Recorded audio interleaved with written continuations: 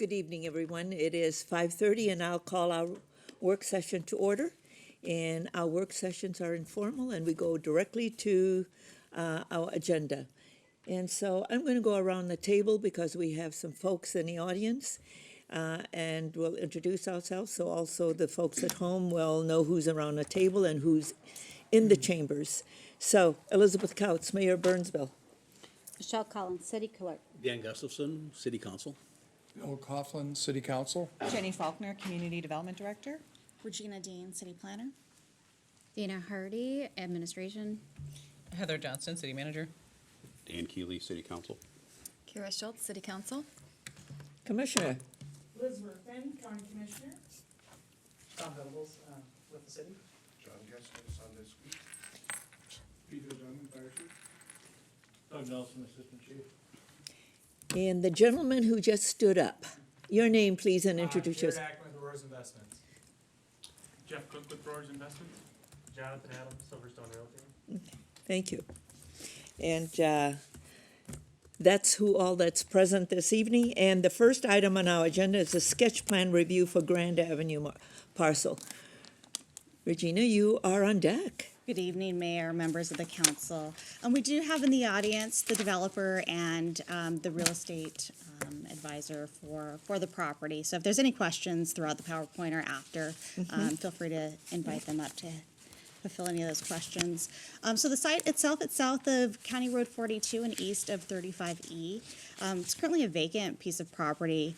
You maybe historically may have remembered back in 2004, there was an approval for office and condo development as well, mixed The use. Anderson Group, Correct. mixed-use development. Yep.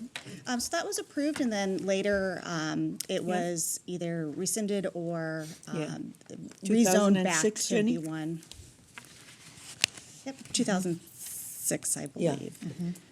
Yep. So currently a vacant property, it's zone B1, which is your professional office type zoning. It's guided business, retail, and office. Surrounding property are low density to the south and to the east. We have church to the east. And then surrounding to the north, we have our commercial and then, of course, the freeway, but commercial further to the west. The proposed concept that you'll be seeing is a medical office for the western portion of the site and then a senior housing building on the east side. Senior housing, specifically, we're looking at active and independent units, memory care, and also assisted living. I should note that assisted living and memory care are allowed with the conditional use permit, as well as medical office, which is proposed. The question tonight will be specifically about the active or independent type senior living, and if there's council support. Should this come through as a development application, as a, for example, plan unit development. The current proposal is approximately 45 units per acre, or just over 45 units per acre. Per council policy, I do want to point out that any housing that's over 20 units per acre or more triggers a EAW per council policy. It's not necessarily a state-specific requirement, but as council, that's been the direction. Now, council can waive that, or council can change the policy Which in the shoreline future. is this falls into, the Twin Lake? We do need to find out a little more information about if it truly is within the shoreline. It's really on the borderline. It may turn out that it's actually either at the property line or just south of the property line. So it might fall out of that shoreland area. As far as the EAW, I do also want to point out, the policy specifically talks about assisted living and memory care being exempt from that requirement. So if the numbers pan out where the independent, it's possible that the numbers might pan out where the independent and active senior living might not trip that, that requirement. So just keep that in mind. Yeah. And when you do your review, because we have Augustana, that's on early, that really is in the shoreline. And so with this, let's make sure that we take a look at all of that. Absolutely. If this comes forward as a application in Yeah. the future, Yeah. that's something that will absolutely be analyzed. Yeah. And they could be subject to those requirements. Specifically, again, on the western portion of the site, we have the medical office building, approximately 15,000 square feet. And then on the east side is the senior building. Developer is proposing 4 stories, 120 units, again, with a mix. The total parking spaces would be 222, again, conceptual at this point. 80 of those would be underground, and then the surface parking would be shared between the 2 uses. This is just an example of the type of architecture that you can expect for the 2 buildings. On the left, again, the 1-story medical office building, and then the 4-story senior building to the right. These are examples of exterior finishes that I believe were done by the development company. They can confirm, or if this is something that they would look towards. And then an example of exterior finishes that could be expected.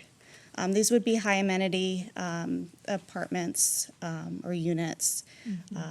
They're proposing that there would be a spa, coffee shop, cafe, lots of amenities for the guests. And then also stated in their narrative, they would like this to be available to public as well. The developer does want to get some feedback from the city council on roof options. Again, should this move forward as an application? They want to be sensitive to the neighborhood to the south. So they have a preferred option of option C with the pitched roof design. However, they wanted to get feedback, again, because this is a sort of a transition area where you do see commercial with flat roofs, but then you also have the pitched roofs. So again, something to think about and to provide feedback. So with that, we do have some policy questions for the council. Again, I did mention that the developer and real estate representative are here within the audience to help answer any questions that you might have. Okay, so council, this is a senior housing development, and are you in favor of proceeding? Because then, if you're in favor of us proceeding with this, then we can have some other discussions with the developer regarding exterior and internal amenities. What are your thoughts? Councilmember Schultz? Thumbs up. Okay, Councilmember Keeley?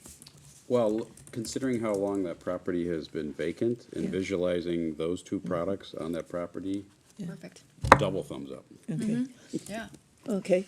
Councilmember Coughlin? I'd like to ask the developers how they plan on owning it, that they would own it for profit through a entity as against a nonprofit entity. That would be what I'm curious about, because as fellow council people know that if it's somehow owned as a nonprofit entity, it potentially comes off the tax rolls offset by the percentage of retail or whatever, and that's what I'm curious about. Yeah. So, so let's, I'm going to go around and just see, so yours is conditional right now? Correct. Yes. Yeah, I'm in favor of this. It's a perfect use for the land. It's actually some property, type of property that we don't currently have in Burnsville, some of the high-end rental for our seniors that are vacating their homes, but they want to stay here. Okay, thank you. I think the project, I have a lot of questions, but I think the project with regard to where it's at is going to be compatible. But I also have some questions with the same questions that Councilmember Coughlin has, and also questions with regard to the exterior and interior, and also questions, because in looking at the background, they have some active projects that are in development phase, some that have been finished and are active. And so whoever is going to be from the company, please join us at the table by Regina. Can I take that out? Yes. Thank you, and welcome for coming in this evening. And I believe you are Mr. Cook, yes. Cook, okay, and Jonathan. and Jonathan. Okay, Mr. Cook and Mr. Okay, welcome. And just looking at your background, you have a whole lot of product, and I think I'm going to have you answer Councilmember Coughlin's question. You already have some products that you have in development phase, and you have some product that's completed and functioning right now. So, yes. And my question would be twofold or threefold, that operating as a for-profit entity, and then my next question is, have you sold any of your properties before to a nonprofit entity? And then my third question would be that somehow can council make as a lawyer, I probably doubt it, can you make something conditional that this asset could not be sold? Yeah, I didn't think so. So they could always sell it as to a nonprofit, and just as fellow council people know, that means that then, except for the percentage of retailer for profit in the building, the rest would become possibly then could become a nonprofit entity off the tax rolls that we fellow citizens the homeowners and building owners would have to subsidize. But that's my question. Mr. Koch, Mr. Adam? Yeah, so to just a quick background, so Rovers Investments is a primarily development company. We've been around for 6 years. We've built over $400 million in construction over the past 5.5, 6 years. Primarily focused in the Midwest. So we're located along Lake Minnesota. We have 2 senior projects right now that are under construction, similar to this project type. One's in Richfield, Minnesota. One's in Minnetonka, Minnesota, and is actively under construction. We have a number of completed projects, but specifically to Councilmember Coughlin's question, this project would be structured as a for-profit project. We'd structure this as a single asset entity, and basically we are a non-traditional development company where we have local investors invest in the project, so they'd have ownership and excitement within the project, but it'd be a for-profit investment. We're talking with Walker Methodist, who's operating our Minnetonka project. That's a nonprofit that operator, but the asset would be owned in a for-profit entity. Okay. Did you have a question, Yeah, just, Councilmember Teal? there was another part of that question that I'm curious about, of any or other projects that you've built. To Councilmember Coughlin's question, has any of those been sold to? Did the investors want to exit and sell it to a nonprofit? Maybe the nonprofit that was managing it to take it over. To this date, we haven't sold any assets to a for-profit or nonprofit company, specifically in the senior field. Councilmember Coughlin? Just to that end, though, you said you've only been in business for 6 years, is that correct? So that's what, okay, so. You've built quite a bit in the 6 years, the completed and operating projects that you have. Rochester and You've got quite an impressive portfolio. portfolio and resumes of the principals in the company, so it seems like you got a great team that came together and started building, and brought a lot of experience to the table in facilitating that. Yeah, and we've we're not just coming here kind of half-cocked. We've done kind of our background in terms of getting some market studies, in terms of understanding the demographics within the Burnsville market, and obviously we're looking at a population, baby boomers that are kind of at the cusp of retirement age and looking for these types of living facilities. And we've had our operator, Walker Methodist, do some internal studies of facilities they have in Lakeville and Burnsville and Apple Valley, and they see there's a need for this type of senior living project. So we're excited to potentially look at pushing this project forward. So with all of the projects that you have under construction and the ones that So you have 546 units that are under construction right now. And then you have some pending. Correct. When will this project start? Ideally, it kind of depends on the whole PUD process and entitlement process. Oh, with the we city, but- bundle everything, and I'm sure our staff has told you that we work very quickly. Yes, Jenny? Madam Mayor, members of the council, I will note if an EAW is required, that could take 3 to 6 months. Yeah, and we'll take a look at that. I think we'll just need some more information whether it is on a shoreland, or should we do it or not do it? But I think it has to do with the shoreland. The other is that, are we in that Twin Lakes? Madam Mayor, members of the council, I do not believe this is a shoreland property. This Okay. is going to come down to following your policy of 20 units an acre or not. Do you want them to do the EAW or not? So we can waive that. Yeah. You and certainly we- can waive, excuse me, you certainly can waive that if you want. Yeah, As a matter of Keely. dialogue, could staff, because we don't run into that frequently, I mean, we run into it now and then, but refresh us on why that policy, the spirit behind the policy was put into place. What is the EAW meant to do in a 20 or better? yeah, go ahead. Jenny. Councilmember Keely, members of the council, this policy has been in place, I believe, since the late 80s. And from Burnsville's standpoint, I believe this was to look at traffic impacts, neighborhood compatibility more than anything. Yeah, We're fully developed. The neighborhoods are built out around these places, so it's not a statutory requirement, as Ms. Dean said. It's been on the books for a long time. An EAW was done in Heart of the City, so that Yeah. covers all of those. That's why you don't generally see that on those projects, but other projects more than 20 units an acre that include independent units, and we haven't had many, no. Yeah, it's not a very, if any, so that hasn't come up very often, but it certainly will be with future requests. And I think that's what we need to understand, members of the council, is that back then it had to do with traffic impact, it had to do with those kinds of things. And we can take a look and say, is it necessary in this point when we're all built out? But what is going to be necessary, because there are residents already there, and we need to have a neighborhood meeting with all of them.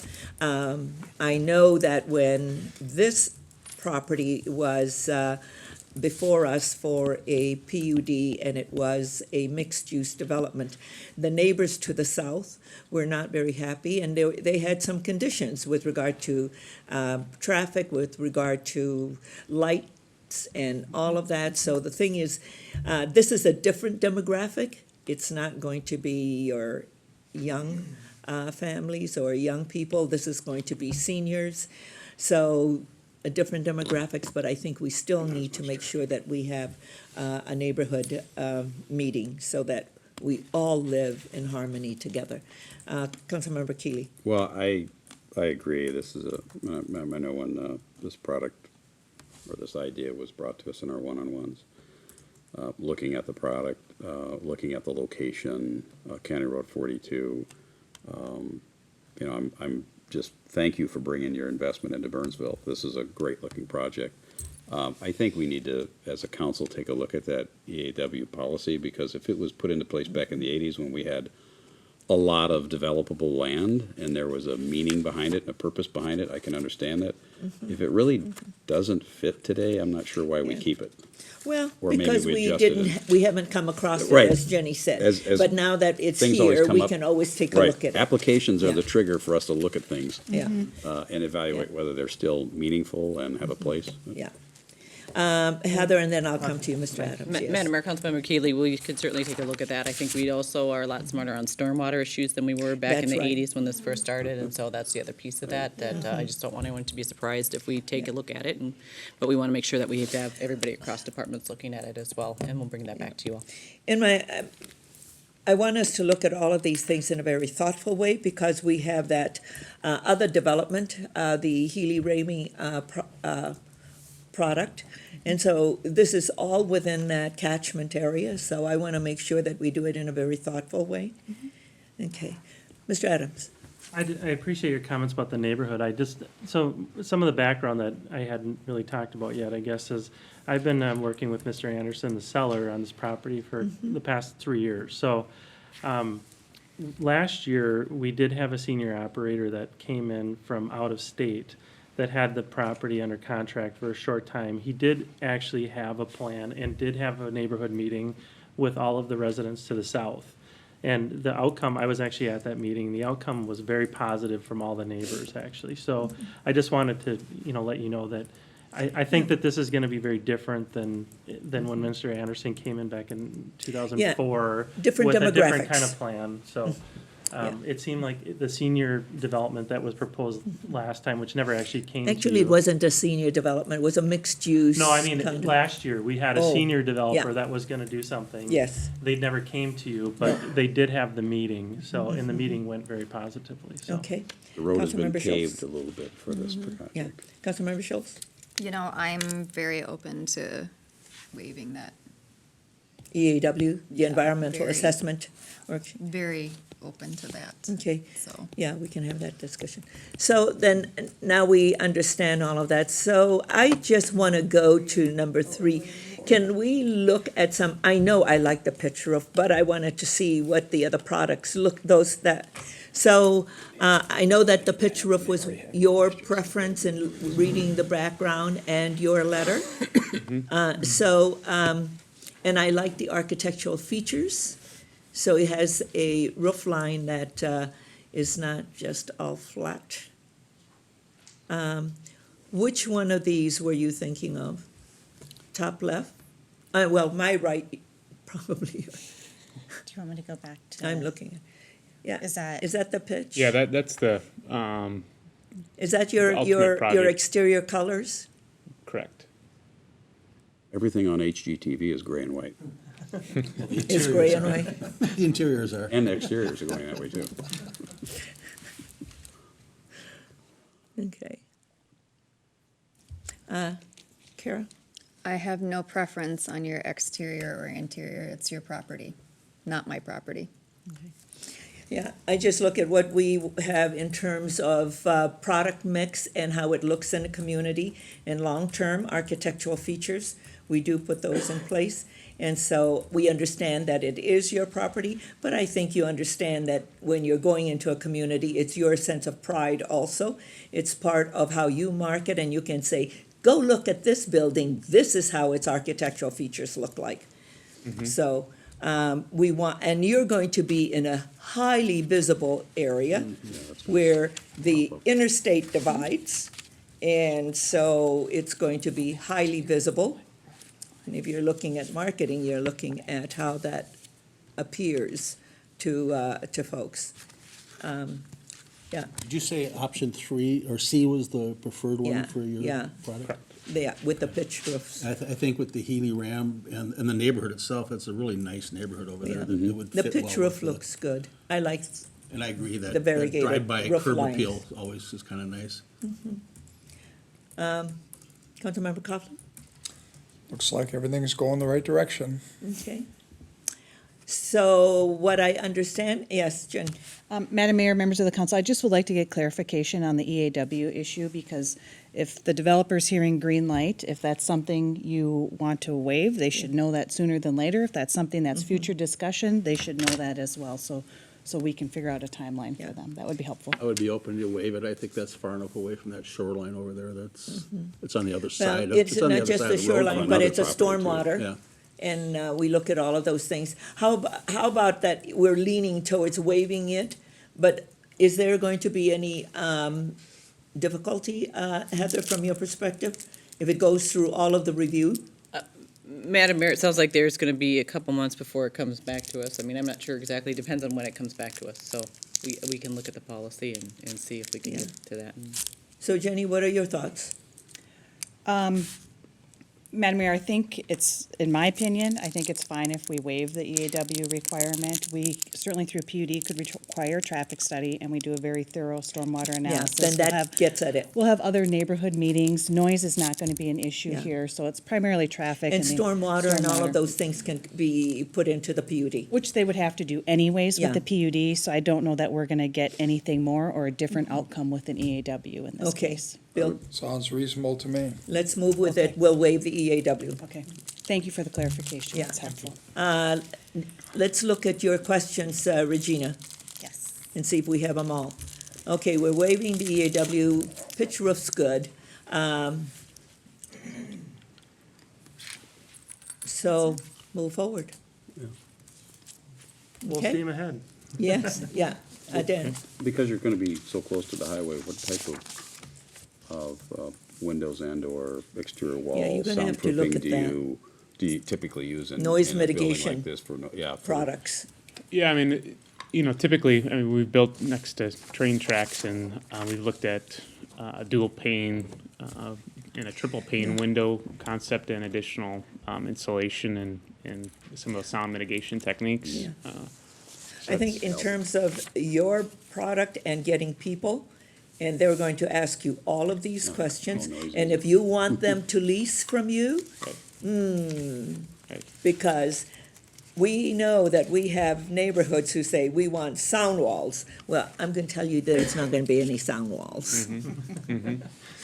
Unless you wanna pay for them, Sure. yeah, yeah. Madam Mayor, members of the council, there are noise standards that they will have Yeah. to meet anyways, to mitigate the noise, and we've had this happen on other Yeah. developments, and it's, MPCA requirements, and the county usually gives us some comments Yeah. on what that standard is for acceptable decibels inside the unit. And all of those things, that's why the EAW, I'm okay with it, because all of those issues that come in terms of environment will be covered through all of that. So, because you're right there where where the interstate divides. And then you have 42. Right. Okay, thank you. Thank you. Very Thank much you. for coming in. Thank you for Thank you. Appreciate it. choosing Burnsville, and we'll see you again when you file your application. Forward to seeing you. Hopefully soon. Okay, very you. good. Thank you. Thank you, council. Okay, Chief, good evening.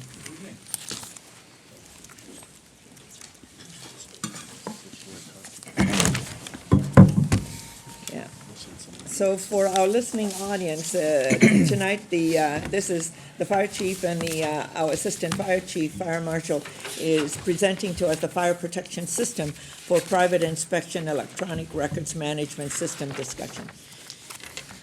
Yes. Madam Mayor, members of the council, thanks for having us tonight. I'll let Assistant Chief Nelson go through the bulk of the presentation, but just kind of as a lead up to that is we've been looking at a system and identified a kind of a alarming trend that we were not receiving enough of the private inspections on fire protection systems.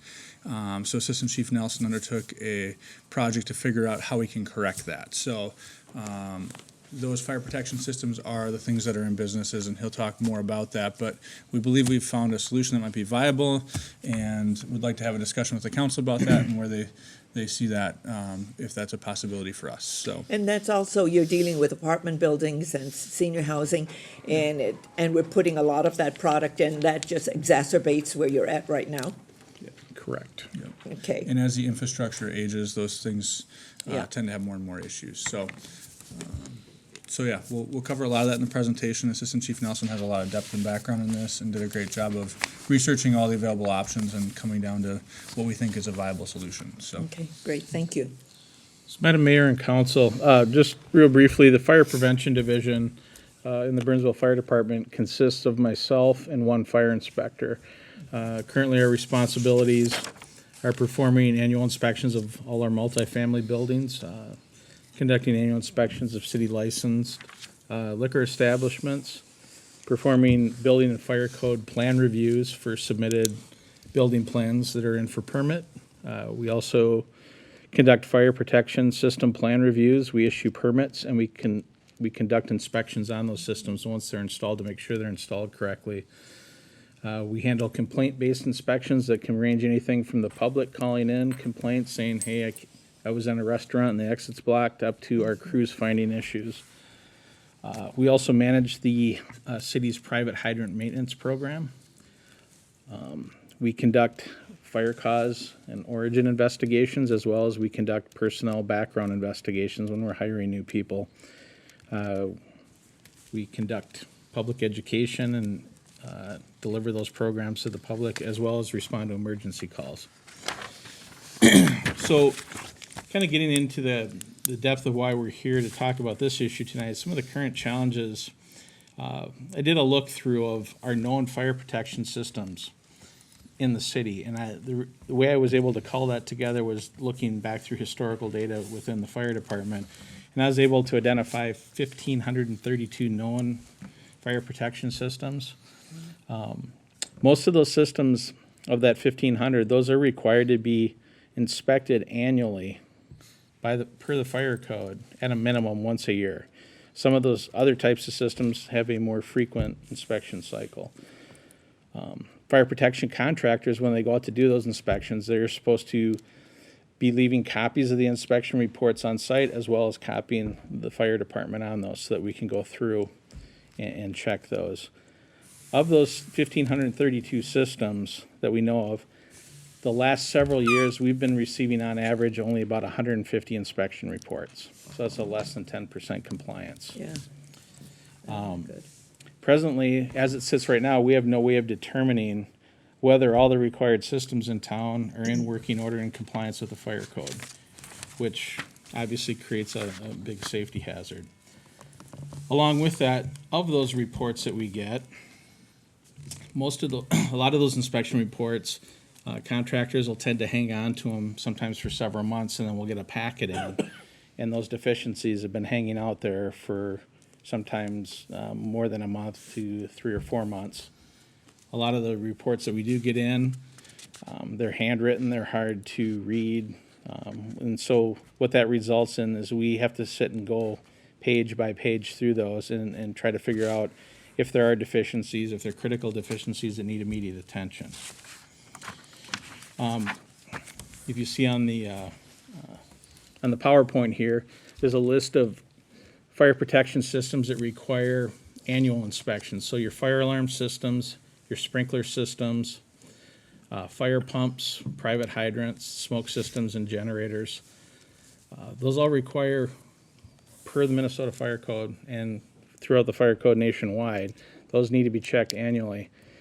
When you get over to the other types of systems, the special suppression systems, those are anywhere from quarterly inspections, like your kitchen hood systems, up to twice a year for different types of systems.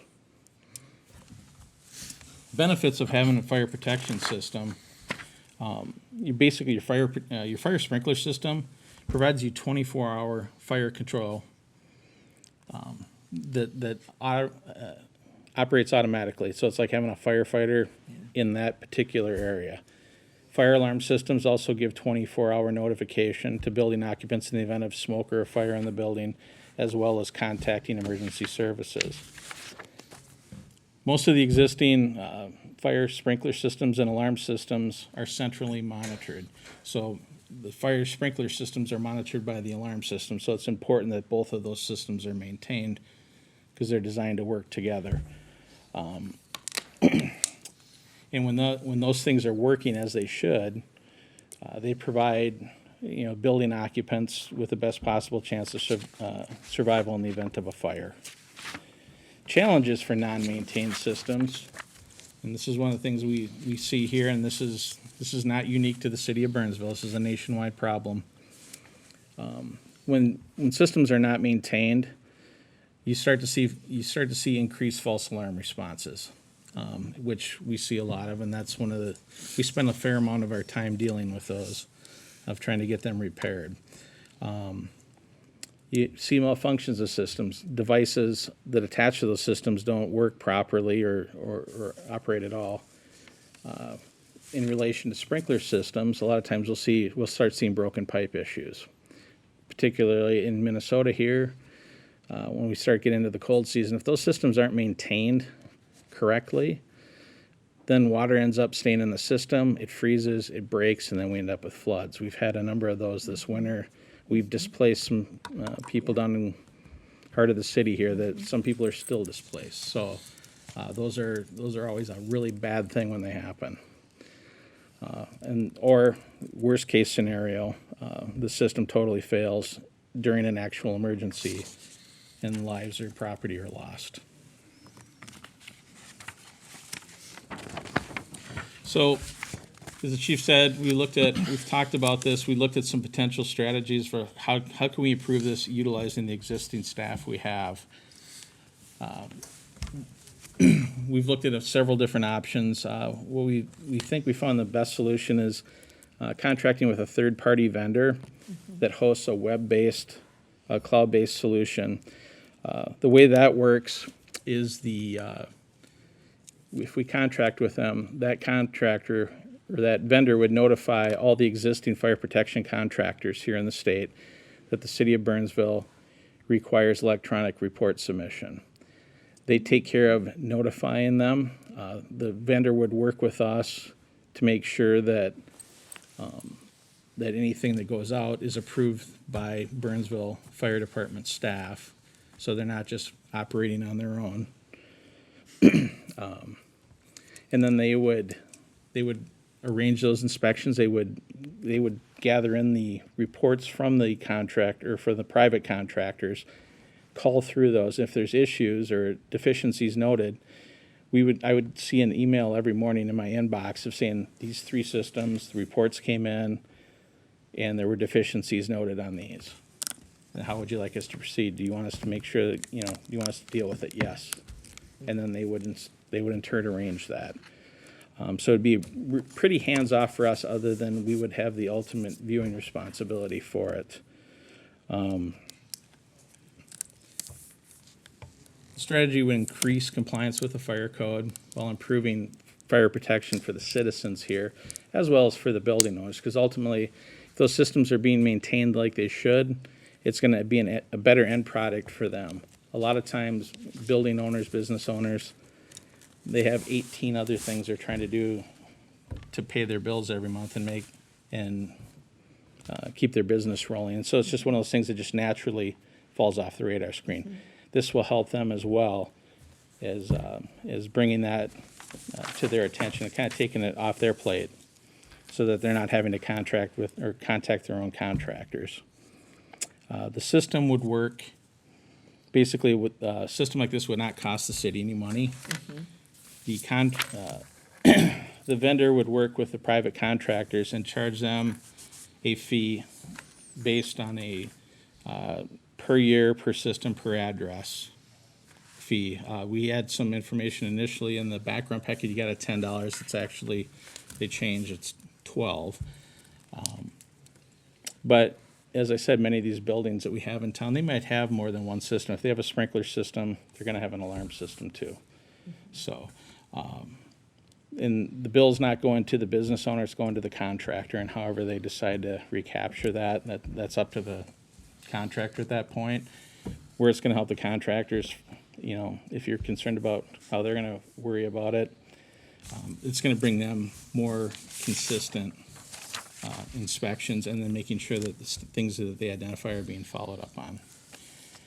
Presently, right now in the state of Minnesota, there are 6 other cities that are currently using the system nationwide. There's over 10,000 municipalities around the U.S. that are currently using a system like this. And just to recap, the cities that are using are Winona, Rochester, Austin, Edina, Brainerd, and Duluth. So it's kind of all over the state. But we've checked with some of those departments, and the people that have implemented it rave about using it. And it's been a successful tool to improve the efficiency and compliance of these important systems. So just as kind of a recap is we believe this electronic records management system will improve the fire code compliance. It'll increase the safety to both the public and the responders, because as responders we have information knowing that those systems are there. We're relying that they're working. We've had times where they're not.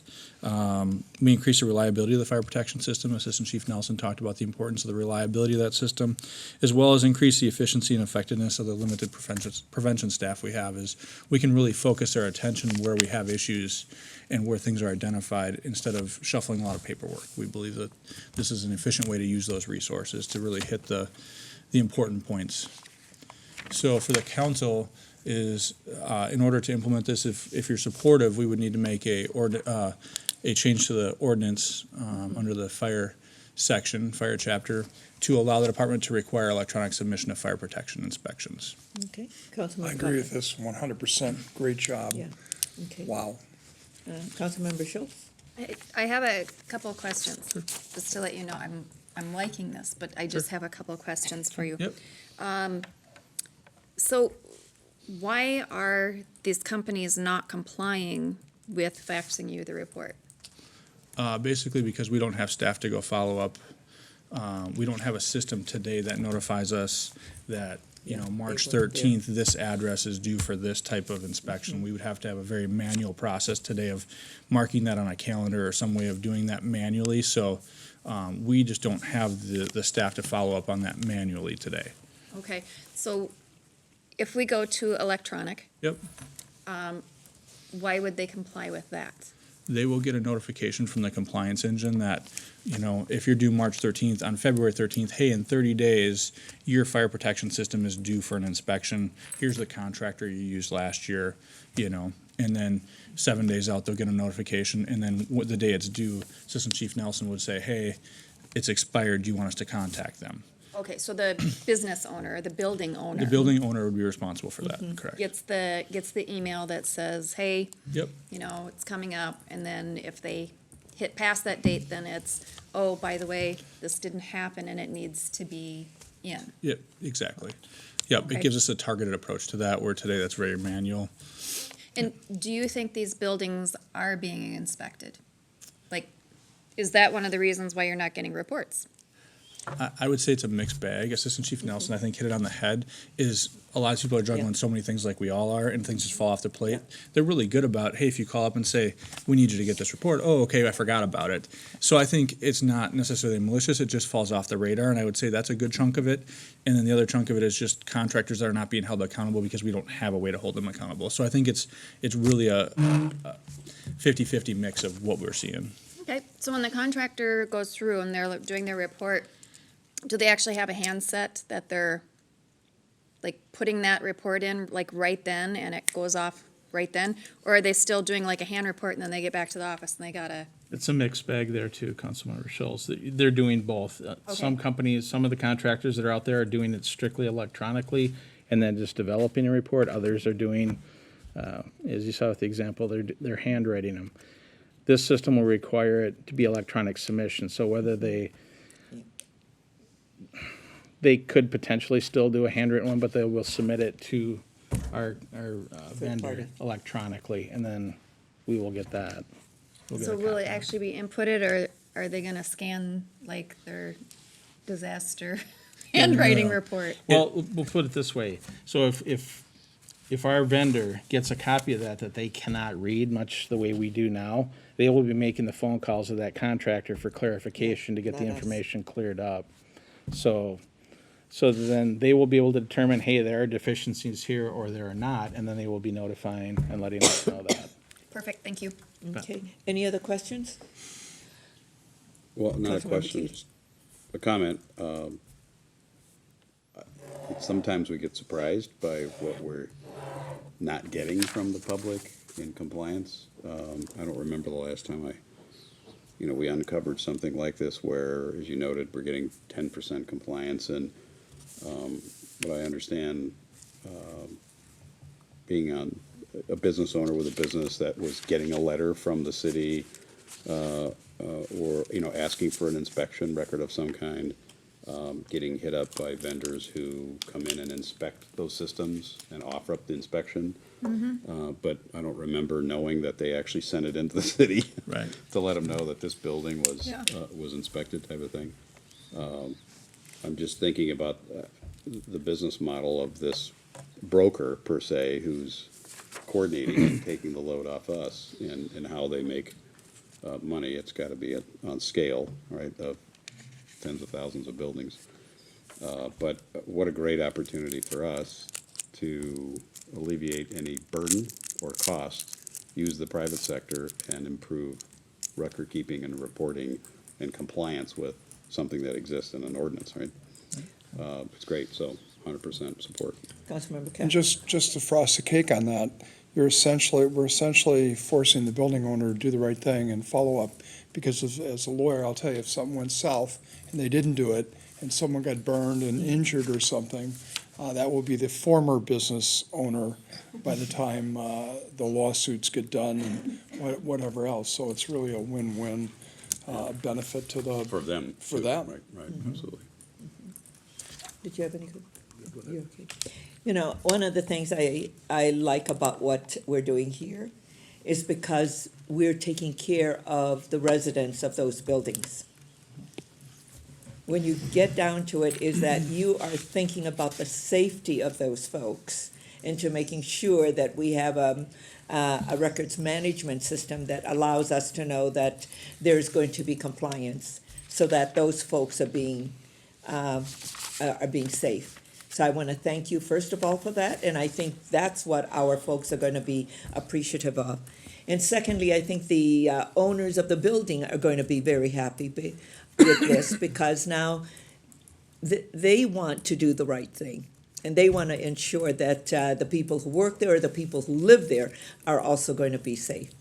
And then thirdly, what's really good for the citizens of Burnsville is that the cost is on the backs of the building owners.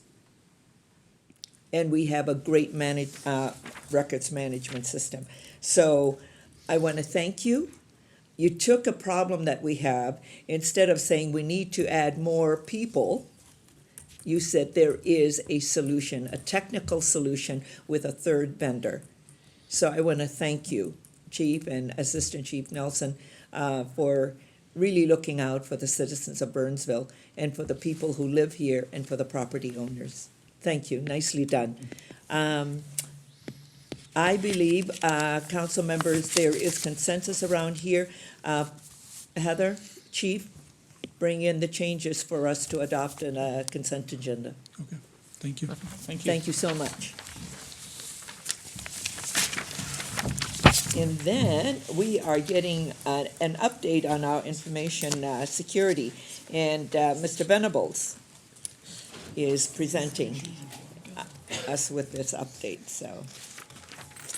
Thank you, Mr. Venables. You always stretch how we think about all this technology, and now it's about security. Madam Mayor, council Yeah. members, thank you for having me here tonight. This is an informational-only item tonight with an update on activities that we've been involved in the last 12 to 18 months regarding information security as it relates to city systems. We, I'm not asking for any direction tonight, but I'm here to answer any questions you may have in terms of the process that we've been through and where we're going with it. And really, I want to highlight a few things. As the background indicated, we went through a process in late 2016 and asked for council approval on moving forward with a contract and funding to hire a consultant firm to do an information security assessment of city systems as it relates to IT systems and any other third-party systems that city operations utilize. The purpose of that was to help understand and identify information security and recommend any mitigation of gaps or risks that we may have as an organization. In mid-2017, staff proceeded with that process by hiring FR Secure LLC, which is a local firm in the Twin Cities that do this type of work, not only for local government, but for private sector companies also. This was the city's first formal security assessment process that we've been through. Tonight, during my discussion of a few slides that I have here, I'm going to touch base on that assessment process. I'm going to talk a little bit about the plan that we're starting to bring together to bring forward and continue to mitigate gaps and any risks that the city may have in terms of security. And then also talk a little bit about our ongoing training and even provide some slides or some training slides that may be helpful to you tonight too at the end of towards the end of the presentation. Oops. As I indicated earlier, FR Secure was involved in coming on site and doing an assessment, which involved looking at most IT systems throughout the organization, also involved city policy review as it relates to information and how we handle data, looked at standards that we have in place for storing, handling data. It also looked at our emergency operations plans and how we mitigate risks in regards to overall operations. Interviewed staff from all areas of our organization. And then they also visited facilities that, although we would have liked to have had them visit all of our facilities, the scope of the project was such that we limited it to 3 facilities, 3 of our largest facilities. That would have been City Hall, Police Department, City Hall in general, including the Police Department, our maintenance facility, and the Ames Center, as a result of the involvement we have with the Ames operation over there. It also included what we call internal scans or scans of systems, and external scans, like from an external standpoint of third parties looking in, trying to look at city systems. The report really covered 4 main areas and also made recommendations of those 4 main areas. And these areas were identified as information administrative controls. That's the human part of how we handle data. You know, who has the data, why do they have the data, what do they need the data for, and who has access. We also looked at the physical controls. Where is the data contained? Who has physical access to it? Where are the systems that house that data, and what kind of physical access is there? And then the internal technical controls relate more to IT-related items like firewalls, virtual private networking, security, more technical in nature, but as it relates to internal access, who internally has access to systems. And then also they looked at external technical controls, and that would be what type of tools or products do we have in place today that prevent intrusion, malicious activity from city systems from the outside in. The overall report that was produced created what they call FISA score, and FISA stands is really their coined term. That's FR Secure's Information Security Assessment Score. It's a baseline, as we would call it, that we can work from and that we can improve on as we go through this moving forward and on an ongoing basis as we mitigate any of the risks that were identified. I'm going to touch base a little bit more in depth on some of the improvements that we hope to make in those 4 categories of those 4 areas I mentioned earlier. As it relates to administrative controls or that human element, obviously increasing awareness is one of the improvements we can continue to make on an ongoing basis, and we can do that and mitigate that through ongoing training, ongoing awareness assessments with staff to make sure that the training's taking place and the training's actually, they're learning and leveraging that training. Also, some of the other improvement areas that we hope to bring forward is to ensure that there's processes being managed, that there's reviews of processes in place, that if we're adding security to data, somebody's actually reviewing that on a regular basis and validating that those methods are in place. And then obviously documenting, standardizing and documenting how we set up systems, how we handle systems and data, and making sure that we keep that documentation up to date. Training I've mentioned, and then obviously developing a long-term plan that's sustainable with the resources we have, and identifying funding or additional resources that we may need to continue to ensure improvements in the administrative controls area. As it relates to physical controls, this is more about physical access, who has access to what, and making sure that's in policies and why people need access to certain areas or certain systems. Ensure that systems are alarmed, meaning if somebody does access a system inappropriately, how do we get notified of that, and how do we mitigate that? And then obviously some of the simple things that we can do is that were in the written report, wear visible identification at all times. That not only goes for city staff, but also goes for any contractors and vendors that we utilize on a regular basis. That's especially more important as we do more and more third-party systems hosting and systems maintenance where we're bringing in third parties. And then update and keep up a formal disaster recovery plan. Make sure that we have one of those in place and that it is maintained and tested on a regular basis, similar to what we do with our emergency operations plan, but as it relates to information security and data. And then protect physical access to equipment that we have and continue to do that. And then obviously some of the more technical things that are more IT related is obviously keeping up on our internal security controls through our firewalls, our malware protection, our virus protection, and making sure that we're documenting how those things are set up so that when we do have some type of activity, illicit activity, we can respond quickly and we can review why there may have been a gap or a hole, and then we can mitigate those as quickly as possible. And then also some of the improvements we can make is identify and prioritize systems that are critical systems to city's operations. Some we can prioritize higher than others. For instance, our finance payroll system would be a high priority system. Our public safety response systems would be higher priority systems, and how we mitigate security around those maybe at a higher elevated level than we do on systems that are not as critical to city operations. So actually documenting those and having those in place was a recommendation as part of the internal technical controls, excuse me. And then in regards to the external technical controls, very similar as in terms of the internal, but it involves a continued documentation of how we set up our systems, some of the improvements we can make that were identified, develop continued standards for those external systems, disable unused systems and hardware. As we retire systems, we want to make sure we retire them properly and we dispose of them properly. For instance, when we dispose of computers, how do we expunge or purge the data that's on those systems before they go to third parties for recycling? Those things, although we are doing that today, the recommendations coming out of the report indicate we should be documenting and making sure that we have written processes for those in place. And those are some simple things that we can add in a plan that can be addressed. And then obviously, some of the, one of the items that also we want to continue to look at is restricting access to not only external individuals who don't need access to city systems, but internal staff that don't need access to all city systems. They really only need access to the systems that are relevant to their job function or their job responsibilities.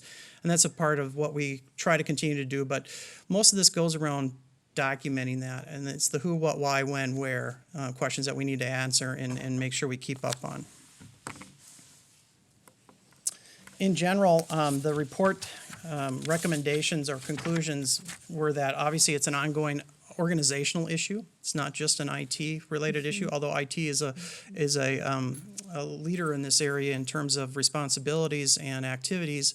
It is an organizational responsibility because one of the larger areas of, I would say, maybe concern is that human element area where we really do need to make sure our staff are well informed on what not to open, what not to click on, what signs to look for when they're opening up what they feel is legitimate information or emails or websites, and make sure that they understand that these can be very easily spoofed or illicitly used in ways that we don't anticipate or want.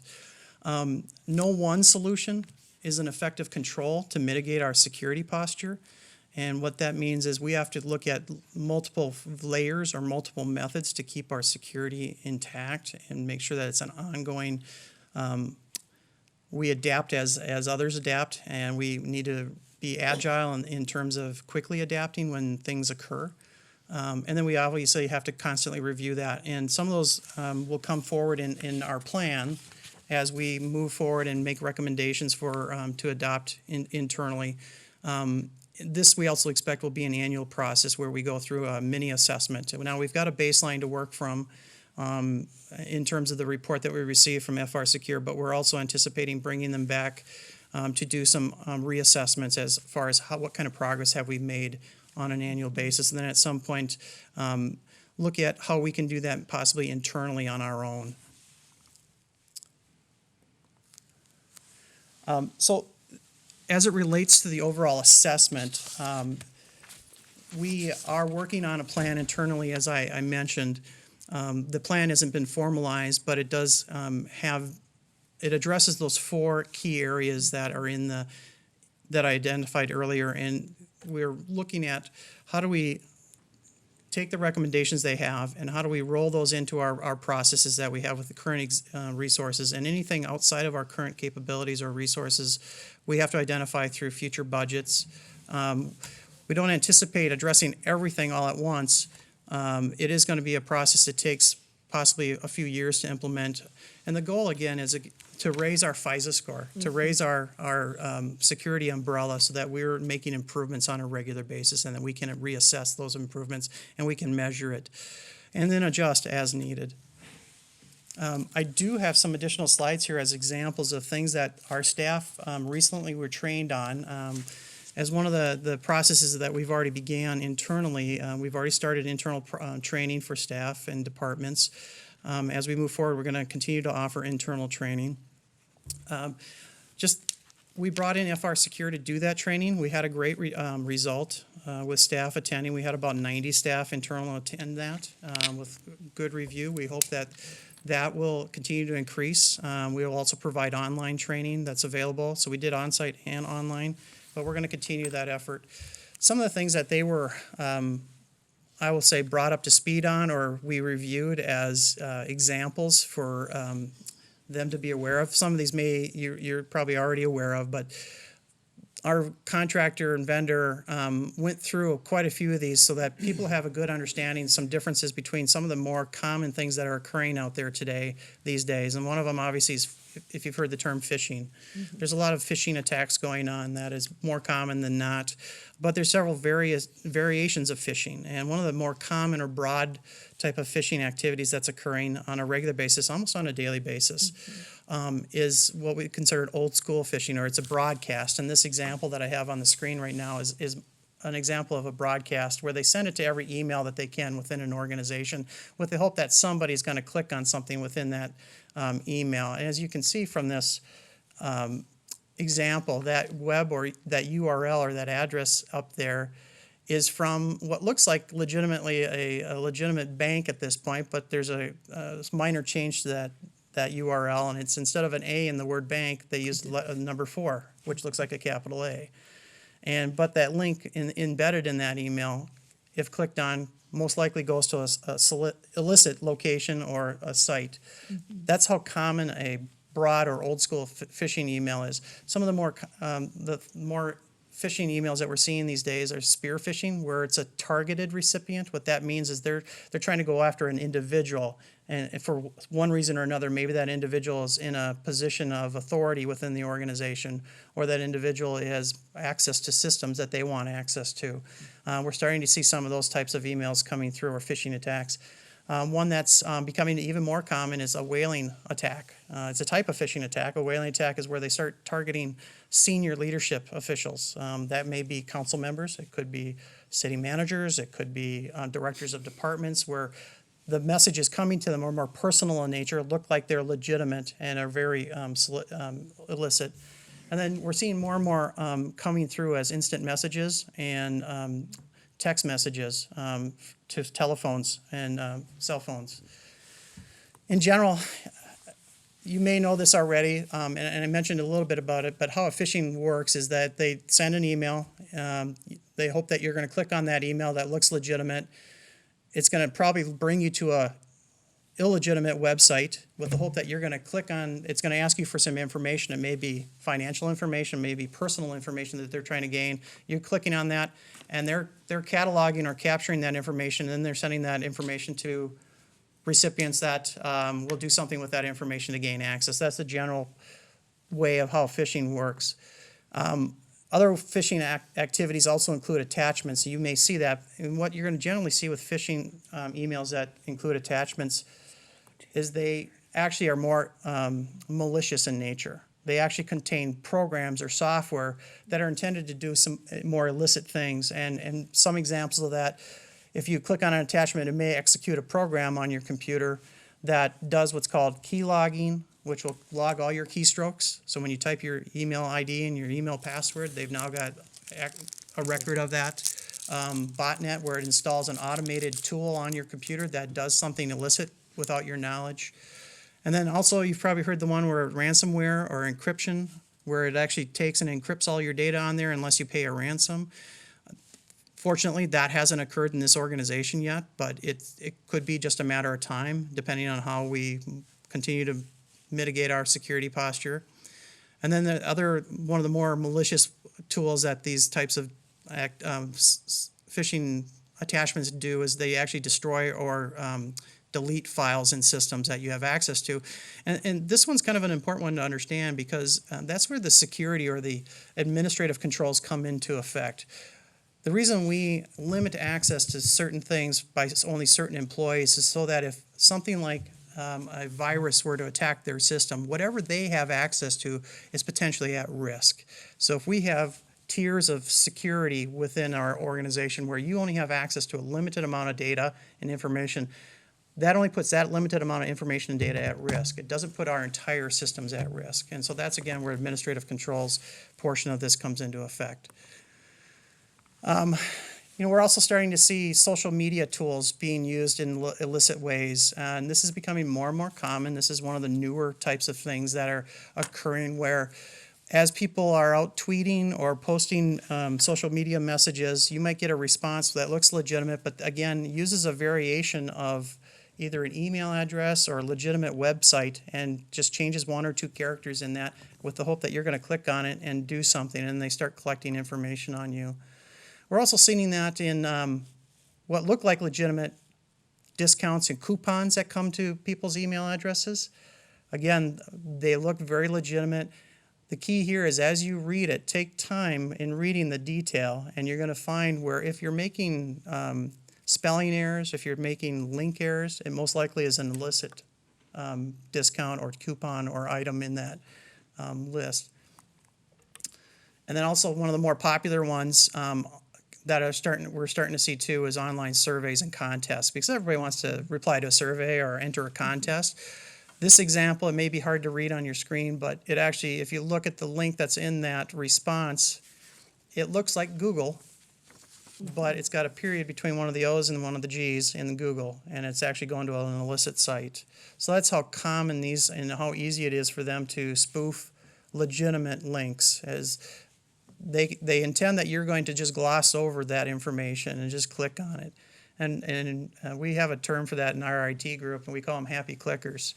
So we try to slow down those happy clickers in our organization to take time to actually read what they have and what they're receiving, so that they realize that the outcome of it is could be potentially hazardous to our organization. These are some additional examples, but the point I want to get across is legitimate sites aren't always so legitimate. They look legitimate, but the devil's in the detail. If you look at the information up here on the line, it looks like it's coming from Twitter, but if you read that entire address there, it's not actually Twitter. It looks like a subset of Twitter. Yeah. It is not. This is another example of it from American Airlines. This looks like American Airlines, but as you can see, they've added some additional information to that American Airlines address, or what we call a domain name. They've added a double A, so it's www.aa.airlinesaamembers.com. The legitimate site doesn't have an AA in it. So that's, again, how these aren't really that sophisticated. They're just anticipating you're not reading in detail.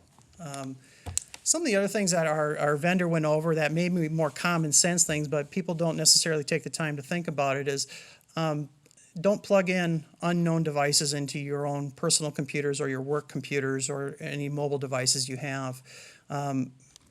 And it's also, be cautious of those things that we call Internet of Things. That would be, examples of that would be like a USB photo frame that automatically shows your digital photos, health trackers, watches, and even e-cigarettes. And really what this focuses on is be wary of buying these products used. Buying them new from the manufacturer is ideal, but if you're buying them from third parties, eBay, Amazon, and they're used, or you're going to a local store and you're buying it used, be a little bit more wary about that. And we actually do discuss this with staff on a regular basis, and IT gets involved in any kind of device activities or purchases and use. How to protect yourself in general. These are general recommendations that we went through with our staff that we're going to continue to go through and hone in. Reject the unexpected. As I went through all those examples, if you're not expecting it, reject it. If you don't need it and you're being solicited for something you never expected, just delete it and remove it.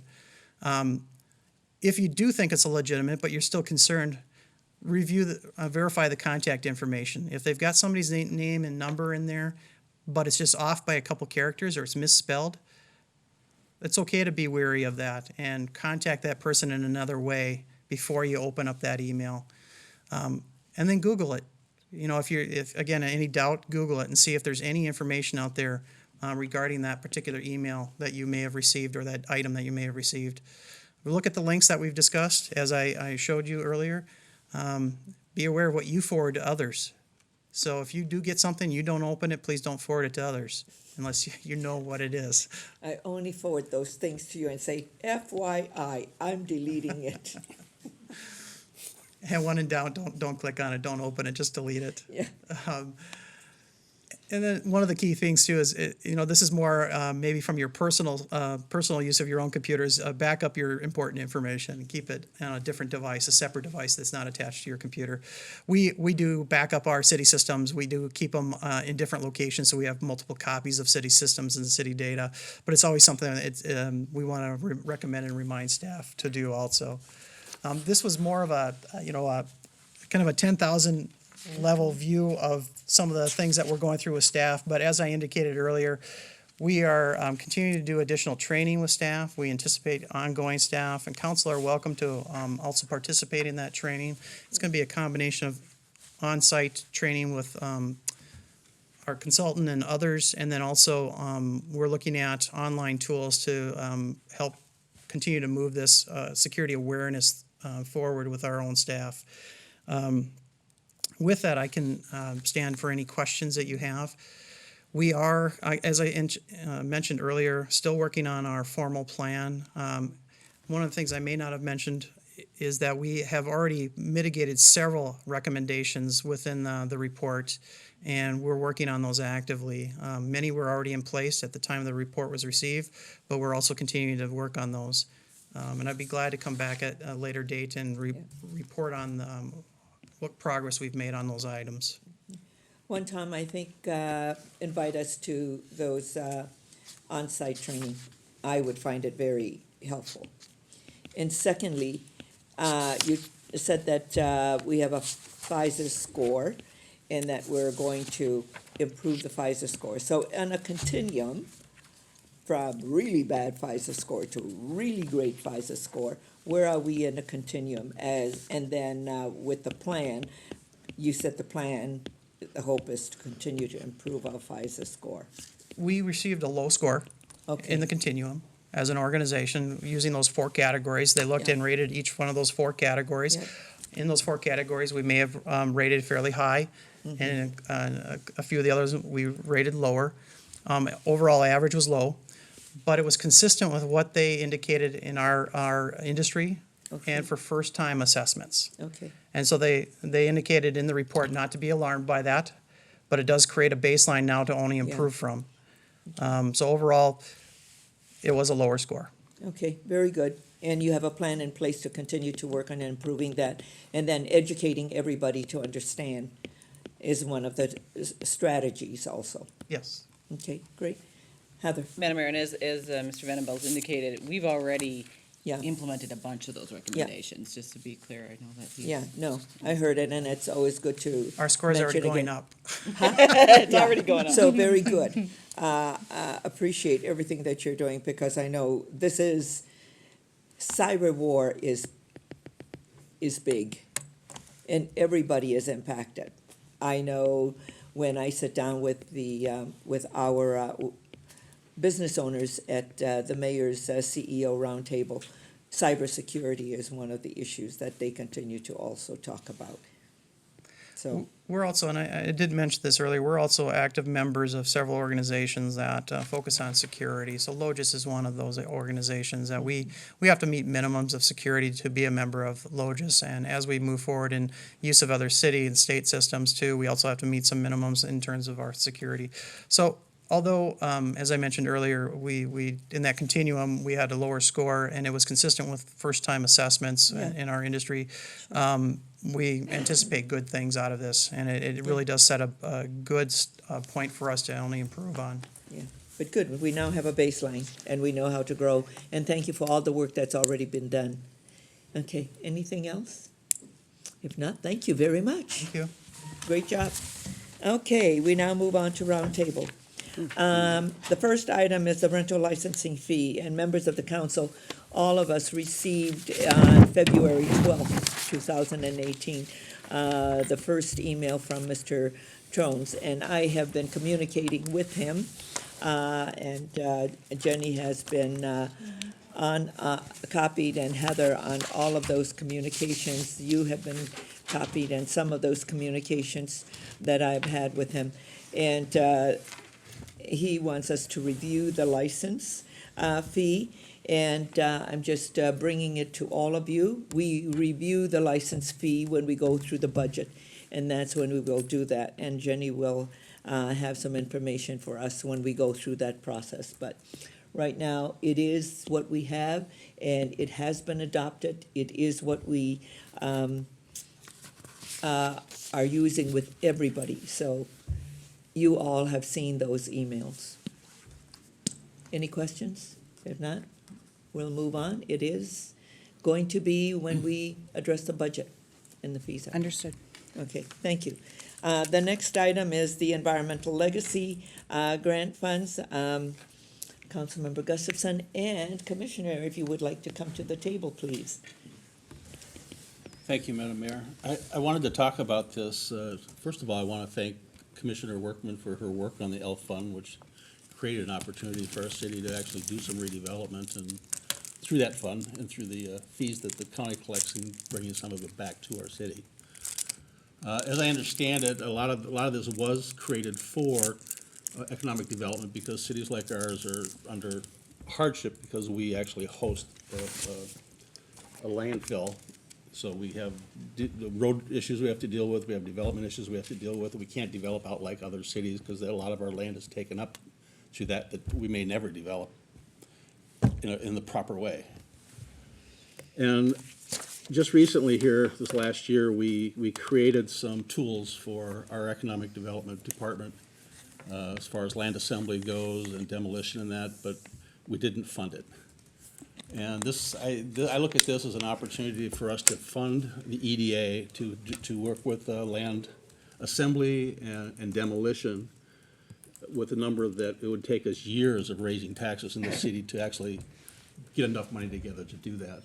And I wanted to talk about that with the rest of the council and find out your feelings about adding that as the part of our ask. Okay, Heather, if you can just give us some background for the listening public on this one, because on February 20th, we acted on this item and had a resolution, and staff has had directions from us with regard to the priorities. And Heather, so give us a background on this, because we did act on it. We are doing things with regard to the ELF. And this is a new program, and it's only a pilot program. And so there's $3 million, if I remember correctly, in the kitty. And you have, Commissioner, 4 communities that are eligible. Burnsville is a host community. Inver Grove is a host community. Rosemount, and then you added Coates. And South St. Paul. Oh, has South a St. Paul, that's right, small okay. landfill. South St. Paul is, yeah. But because so there's Coates is- 5. So 5. 4 yeah. that host and 1 that's That- near, affected by. Okay, yeah, Coates is that, Coates, yes. So 4, okay. Heather? Madam Mayor, members of the council, I would add my thanks to Commissioner Workman. She's done a lot of work on this. And so, and I agree with Councilmember Gustafson that we need more resources in many of these areas. So, the resolution that was adopted, this is also, I would just put in this context, is this application is due on Friday, this coming up Friday. This was unusual in that it was a very quick timeline. And there are very few, the guidance is more generic than we typically have gotten with different types of grant programs. And so there is, for example, there's not a scoring criteria or anything like that. And so staff's approach to selecting the projects was really, for the most part, things that for all parts, they were either already acted on by council in some way in terms of support, or something that we had gotten a significant amount of feedback from the business community that it was a need. So I'll just very briefly walk through the projects that the staff had recommended to council, and that were included in the the Application. The application hasn't gone in yet. No, but Knowing what that there you- was going to be a conversation tonight, we have not submitted the application because we can, as I understand it, we can submit as many as we want. And so, obviously, with $3 million, we can submit more than they have. So, the first one is And the we purchase. won't get all of the 3 million. Right. Won't know unless you ask. Yeah, right, well, and we've asked for more, We at know least 3 that. million. We so- know that. If you We're don't more than ask, you happy to don't do get. that. That's right. So the first one is the purchase of the right-of-way for Cliff Road and the I-35W realignment. This was a project that is a very expensive project, and when we went and applied for federal grants, our risk score was pretty high because of the right-of-way acquisition. And so staff believe that this was the one that if we were able to purchase the land in this area, not the land, but the right-of-way associated with this, that we would be able to move forward on this project. And this has been in the works for quite some time and in our Yeah. plans. And we did we did a study and all of that, so a lot of money has already been spent for this particular And project. it's about a $5 million project, and Yes. so, I mean, to begin with, and then there's other Yeah. pieces. It depends on what is ultimately decided by the council to do. The second is the lake funding gap for the Lake Marion South Trail from Sunset Pond to Murphy Hanrahan Park. We've been doing this in partnership with the county and is in the county's master greenway plan. Which is one of the themes cited in the grant application. The third piece is to create a program to assist business use properties to improve their recycling capabilities. This is one of those pieces that we have been told by many developers or business owners that it's expensive to do an enclosure and we don't want to do recycling because we don't have an enclosure. And so this was a way of supplementing the county's existing grant program to help improve recycling. And that was I'm sorry, I should have said the amounts. The first two were $1 million each. The third one is $200,000, and then the final one was provide funding to determine a preferred alternative and preliminary design for trail gap between the future Lake Marion South Trail and Rose Bluff Trail, and that's approximately $100,000. And so, I guess so. We haven't quite. Actually, we're a little bit shy of the full $3 million. So. That's with that, unless there are questions, that's. Okay. And I think the council should also have a copy of what the grant application was, and I think from the Dakota County, where they talked about different pieces that are associated with what they're gonna look at, so.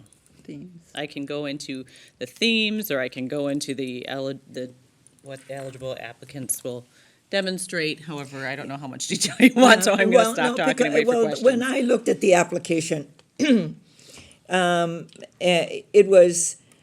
it asked some specific questions. For instance, who are the collaborators?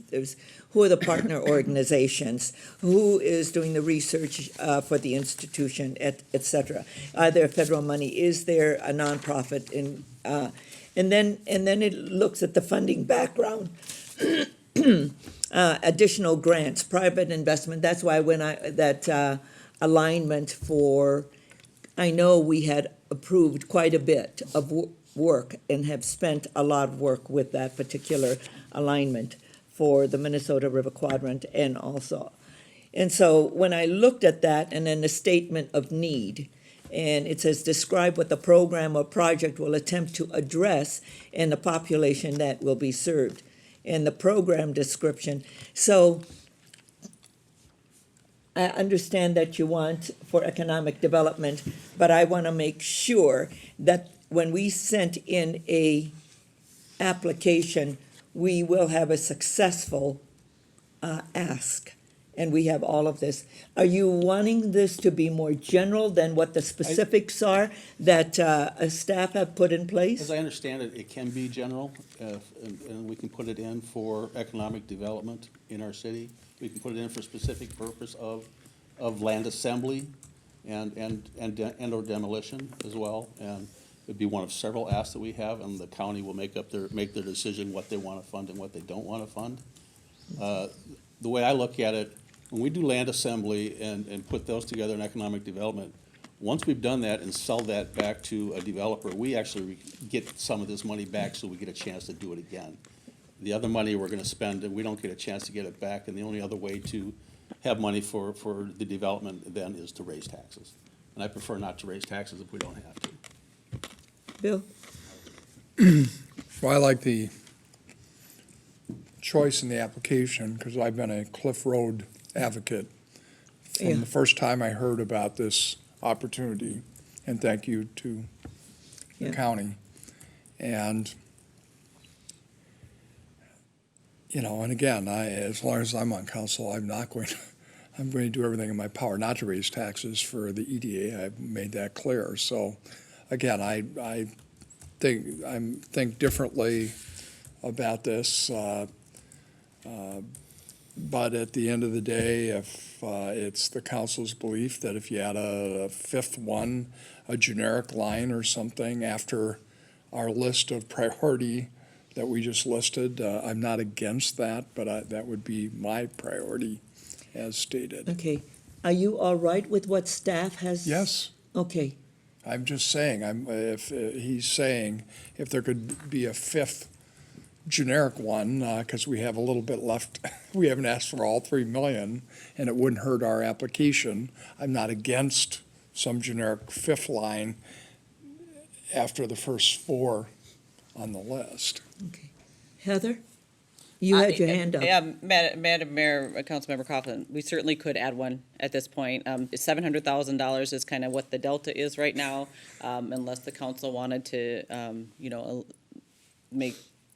eliminate or move others that are on there. But there certainly is no, I don't know if there's no harm. I mean, I don't know that that's the word I'm looking for, but I don't know that there's any problem with adding a, staff will certainly be willing to and able to prepare a fifth application. I just want to make my position clear. I am advocating for the list that staff has put together and only saying if you want to put a fifth generic one on the list, consistent with Gustafson's idea about land assembly, I'm not against that, but I would be against reshuffling the deck on the list.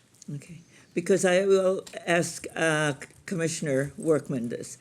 So Burnsville is going to ask for 3 million, and you have 3 million in the fund. And I know that Inver Grove has projects. I know that Rosemount have projects. I also know that South St. Paul, now I don't know about Coates, but South St. Paul. So, and we're asking for all of the 3 million. And Madam Mayor, you can ask for anything you want, knowing that the pot it's only 3 million. is 3 million. Yeah. And if you had $3 million worth of projects, you can ask for 3 million. Doesn't mean you will get the 3 million, but you can certainly ask. No, I understand. I'm just also looking to see that we don't cannibalize our projects. What's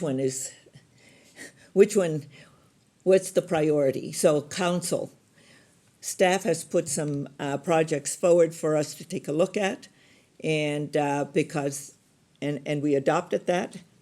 So, Councilmember Schultz. I am good with, because I'm not in favor of land assembly through property tax, but I am good with, because I am outvoted on this, council wants to do land assembly and those types of things. Yeah, I know, you and me, man. So I do agree that you could put an application in for this. This would be a way of funding land assembly that I would agree with. So I'm in favor. Dan? Some questions. The Cliff interchange straightening has been on the boards for quite some time, and we chose, for lack of funding, to put it off. The reason I remember Steve Albrecht stating that we were going to put it off is there was no immediate development that was driving the need to straighten it out right now. And that was a statement over the last couple of years. I don't know when the last time he made it, but it was over the last few years. So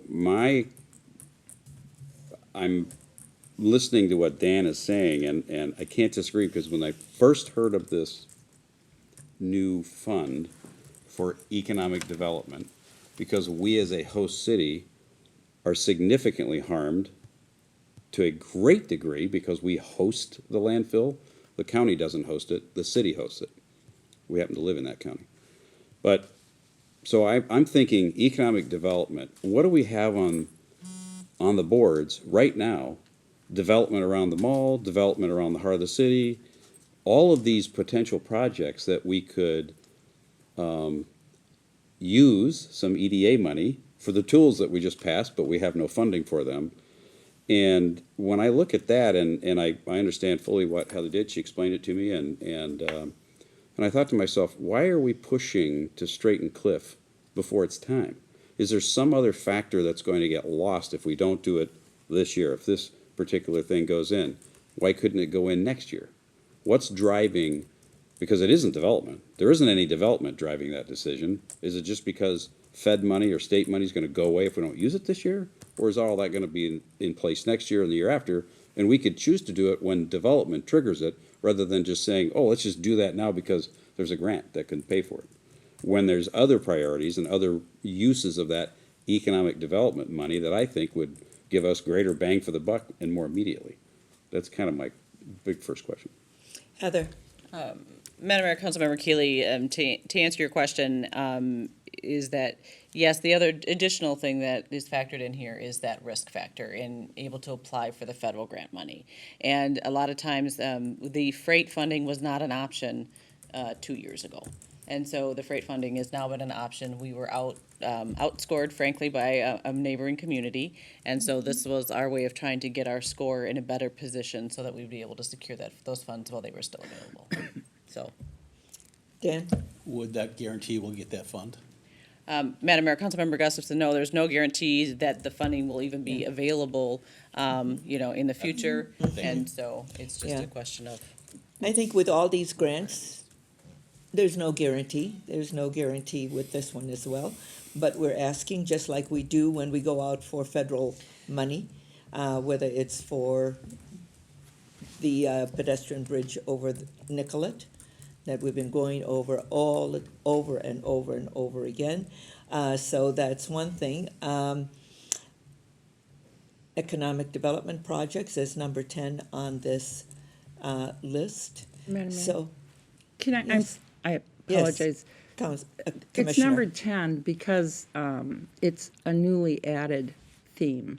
So this is Those like are in no particular order as priority. a priority order. I fought, discussed, argued really hard to get development and redevelopment on that list because I knew that's where Burnsville sits. We're not a developing community. Ours is more of a redevelopment type of community. So those aren't prioritized, but it was added. Okay. It was a little victory. So, So Dan? I guess we got to maybe have a little more discussion, or maybe not, on. We don't have time. On Cliff. Tonight. A Okay. little more discussion on the Cliff interchange, because that's the biggest piece. How much was the application for? Madam Mayor, million. Councilmember Keeley, the first two were $1 million each. Yeah. So, first and two I are think $1 we've million. gotten some more recent information with the Lake Marion Greenway that we might go forward with a little less in that in terms of looking at other funds that are available, and that would be closer to like a $600,000 ask. So there would be funds, if you're looking at $3 million as the cap, there certainly would be funds available to add another project. My question to you all then would be the prioritization of the projects. Well, and the question is it a project, or is it, and I guess the question might be. An application, Yeah, however you want best to for you, look at it. Commissioner Workman, is putting money into tools that we have put in place, like a demolition fund, like land assembly, qualify as a project, because there isn't any specified project for it yet, because we've only put the policy in place, we haven't funded it to go out and look and evaluate properties, and I know that this money doesn't have to be spent all in 1 year, so Right. could that money be put, some of this application be set aside to fund those activities, knowing that we're probably gonna get some work this year out of it, most likely. I mean, once we have some funding. It's amazing how projects pop up when you have the ability to fund some economic development. My Commissioner. opinion. Yeah, your opinion, I mean, you're Commissioner. gonna be the ultimate, Madam Mayor, yes. Board- The county, one of the board county members board, that's gonna- the county board will be reviewing these projects. And there was that discussion about if someone isn't, say this program continued, it's right, this year it's the pilot.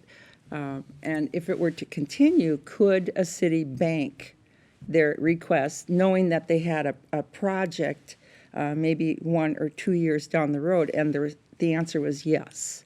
You could bank it if you were saving up for that project. So but if the request came in, $1 million for land assembly within a development area within the city, that would be, yes, we would review that.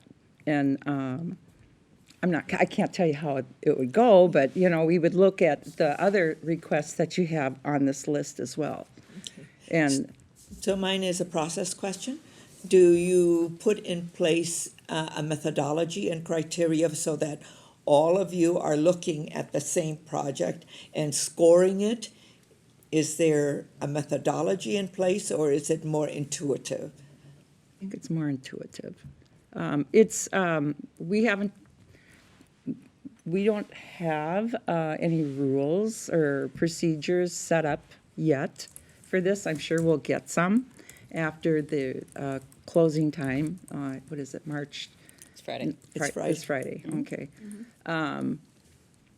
After they're all assembled, then our staff will look at them first and then bring them forward to the county board to review. That's what we have. Okay. So members of the council, yes, Jenny, please. Madam Mayor, members of the council, and I just want to start by saying, I'm not opposed to the idea, but if there's partial, land assembly is very expensive. And if, let's say we put in a grant for the gap, and there's projects identified, we may need to have matching funds to actually acquire property or do multi-year, as the commissioner suggested. We don't have any projects that we've evaluated at this time to know a specific dollar amount for a specific project. So I just want to bring that up, so everyone goes in with the best of intentions, but there may be more to come after and if we get funding that will have to be a consideration. Yeah, and so, and I've been thinking about this in terms of, land assembly. So where would we do this? What project would it be? So we haven't talked about where we would assemble the land except for down in the Minnesota River Quadrant. And so, but there are some things that, yeah, Jenny? Well, to your question, I would say there are opportunities Yeah. that pop up every now and again. Yeah, Where now and someone's again. property comes for But we sale, don't and know. it's usually more than $1 million. And so, it's something I would say more so if it's not planned in an existing development area with existing directives from the council, it would be something that would happen very short notice, right? This Yeah. property came up for sale, it's identified in a different area for us, or here's an opportunity for us to take Yeah. advantage of, and we would have money in the kitty to do that, Yeah. or get it cleaned up, or do the investigation. So it would be a quick turnover is what I would envision, having money available to do it when we need it. Okay, Bill? Well, again, I'm where I was at. I haven't changed my mind. I like the priority, but I'm not against adding a fifth generic land assembly request, but just so the county would understand that I subscribe to the priority as listed, and fifth would be a fifth priority. That would be a 700. I'm going to go here to Dan Gustafson and then to Dan Keel. I was just gonna say again, I think Jenny covered it, our economic development group asked for the tools. We know we're gonna do land assembly, we agreed that we're gonna do land assembly, so we gotta start putting money away to do it, because I'm pretty sure with this council, we're not gonna get a bonding done. It won't happen. We're gonna have the cash to get it done, and so we need to start putting money away now, or we're gonna have a huge EDA increase over the next 2 years to make something happen. I'm pretty sure that's not gonna happen either. So the thing that, because if we're asking for $1 million and we're saying for land assembly, you all have to determine whether that is a viable ask, and if we're going to just take the money and put it in the EDA fund until we have the opportunity to assemble land and to put a project together. Because according to reading the application, it says, what is the project? Just want to add one more thing. I think the county is well aware that Burnsville's in a redevelopment mode. We have to tear things down to build things. Our cost of doing business is far greater than some of our cities that we compete with all the time. And so I'm sure that gets taken into consideration over there when they make a lot of these decisions. Dan? So I believe I heard the answer to the question, is putting money in part of the grant application for money to fund demolition and land assembly considered a project in the eyes of the commissioners who would evaluate that as one of the many grant applications they would have in front of them? Yeah, I would, speaking only for myself, okay, I could argue for something like that. If you have a project area or a development area, and say the Orange Line is going to run through it, you know, if you assembled land and something got built, now you're not only expanding your tax base, now you're feeding riderships numbers to Orange Line BRT. I mean, that's the kind Which is of a thing. county project as well. It's a partnership. Yeah, Right. that's a good partnership. So, I mean, it's that kind of thing. So you can see, you know, step back and look at what, in the end, could this look like? Would the application under that particular land assembly or demolition need any more specifics other than, I mean, zones within the city need to be identified, potential implications, or simply Burnsville wants to fund a demolition and land assembly policy that they just passed this past year, and this is going to actually be the money that gets those tools into play, which is going to trigger a reaction by staff and the private market, and things will happen. We just don't know exactly what those happening things are, right? Those projects will be, because they're gonna materialize as a result of us having a position and money to be able to do something with. Right. We don't really have, I mean, this grant sort of came out of left field. I think Heather said it just sort of popped up with a very Well, short they just timeline. did it. I've been working And I on wanna it for thank you, yeah. about a year, so to Yeah, me it no, didn't but I mean, pop it just up. got, it, no, I mean, you've been, right, from us, and you know, we. For you, yeah. I'm sorry we don't attend your meetings. No, or no. I do watch them on TV now. No, you don't. but- That's okay, though. But it, you know, it's economic development, these projects like the one that we just saw earlier, they just knock on your door one day and say, we'd like to do this. And now that we have these tools in place and that they've been marketed, and if this goes through and some of this money is granted to the city of Burnsville and we put it in these tools, more knocking on the door will probably happen. But, so let me go back. So if we leave Cliff in there, and I would advocate that we pull it out because I don't think it's urgent. I mean, we made it a statement that we would do cliff straightening when development indicated it being done, unless somebody was just dropping a bundle of money on our porch and said, spend it on whatever you want, and we had nothing else to spend it on, and we said, all right, let's straighten it out now, even though there's no development demanding it get straightened out right now. So I'm not buying into that this money should go to that right now, per se,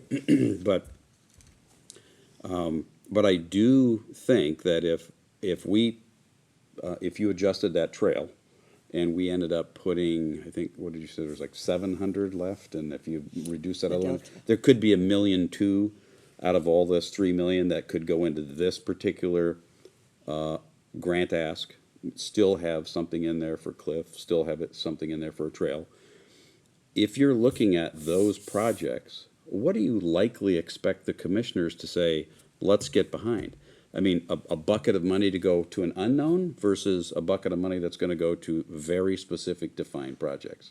I mean, does it almost a disadvantage for this demolition and land assembly fund because there isn't any project specifically detailed in it? Madam Mayor, Councilmember Keeley, don't spend the whole 3 million, because there are other cities who will probably be that's what I'm thinking requesting, about. you know, maybe they have $3 million in projects Sure. too. But Burnsville is kind of have a, if there were no other projects, then the $3 million is open. Otherwise, Burnsville is a little over $1 million. If everybody submitted application or projects for really good projects and all 7 of us, had to choose, you will be maxed out at a little over $1 million. Yeah. That's what I was Because thinking. based on I can't remember, it's sort of prorated. Yeah, Yeah. proration, Yeah. right. You've got So Inver don't, Grove. you can submit them, but, you probably would want to prioritize, what's my number 1, what's my Right. number 2?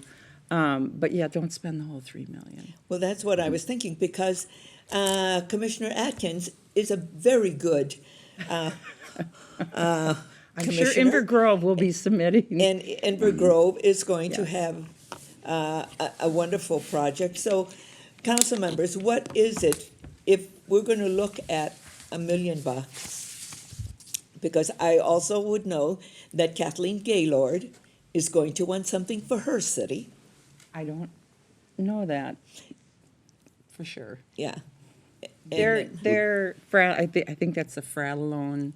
It's a Demcon Yeah, landfill that is about, it's, their proportionate amount would be around $2,000. It's not a huge contributor. yeah, but Rosemount is, They're less than Burnsville. they're less than Burnsville. It's Yes. Burnsville and Inver Grove. I think Burnsville's probably the most, and then Inver Grove, Rosemount, Second yeah. and third. Yeah. Bill? Well, I'm ready to vote. I'm still where I was at. Keely's at a different place, and then the council will vote. Okay. Kara? If I were to set my priorities, I'd put Lake Marion with that gap as number 1. Number 2 then would be the land assembly. And then it would go probably number 3 to do the recycling. That's just my thoughts. The Lake Marion is a county project, and it's connecting all of the trails. Yep. And we've been working on this for so long. We did the Greenway down by the Minnesota River. This is the Lake Marion piece of the counties. They're going to look at that, I think, in a very favorable light. But our match, $1 million for us to put in for that. So Bill is there where everything is at. What do you want to do? And then I think I know where Gustafson's You going to know go, where I'm but yeah. But I'll come back and see where you want to prioritize that if it's $1 million. What do you want, Dan? I think the trail is a good project. My 1 would be the demolition and land assembly, number 2, the trail, and number 3, the trash. I think we can put Cliff straight in So, until next year. okay, so, Till a future grant. If it goes next year, great, we'll throw it in there, or even the year after that. There's a lot So of work I and a wanna lot make of sure we're redevelopment that needs to successful. happen. I want to make sure we're successful. And if this goes, this is only a 1-year pilot? Don't know. This year is the pilot. This year is the pilot. But if we get a lot of good, requests, we'll bring it back to the board, and the board will have the discussion. This could be something that's annual, too. Yeah, and that's where I'm looking at in terms of long-term, what do we need now? And so coming back next year and the following year. So is it good for the board to see the projects itemized in priority so that if the ones get funded, that they'll know we'll bring the other ones in? What is your thought? That's why I asked the process question earlier in terms of criteria and methodology. My thought, Madam Mayor, is that if you prioritize them, if you came in and said, this is our number 1 project, why would we look at why would we approve number 4? If the city is saying, this is our number 1, then the county board would go, okay, that's their number 1. I couldn't see us approving, the last one on the list. If your direction is, we have our priority list, this is the one we all, there's consensus on. Yeah, okay. But the thing is, what I'm saying is that if we have number one, but you see that we had 5 projects that we submitted, that next year, if it goes again, you will see that there's some consistency Sure. in our application. Right, right. Okay, so that we can say, okay, Yeah, we we didn't saw get it this this year, but last now, year, okay, right. yeah. And Okay, now they- and then it'll move up on our, that's why I was trying to understand methodology and process. Okay, can I go to Dan Gustafson first Just a and then quick come back? comment, and then Okay. I'm done.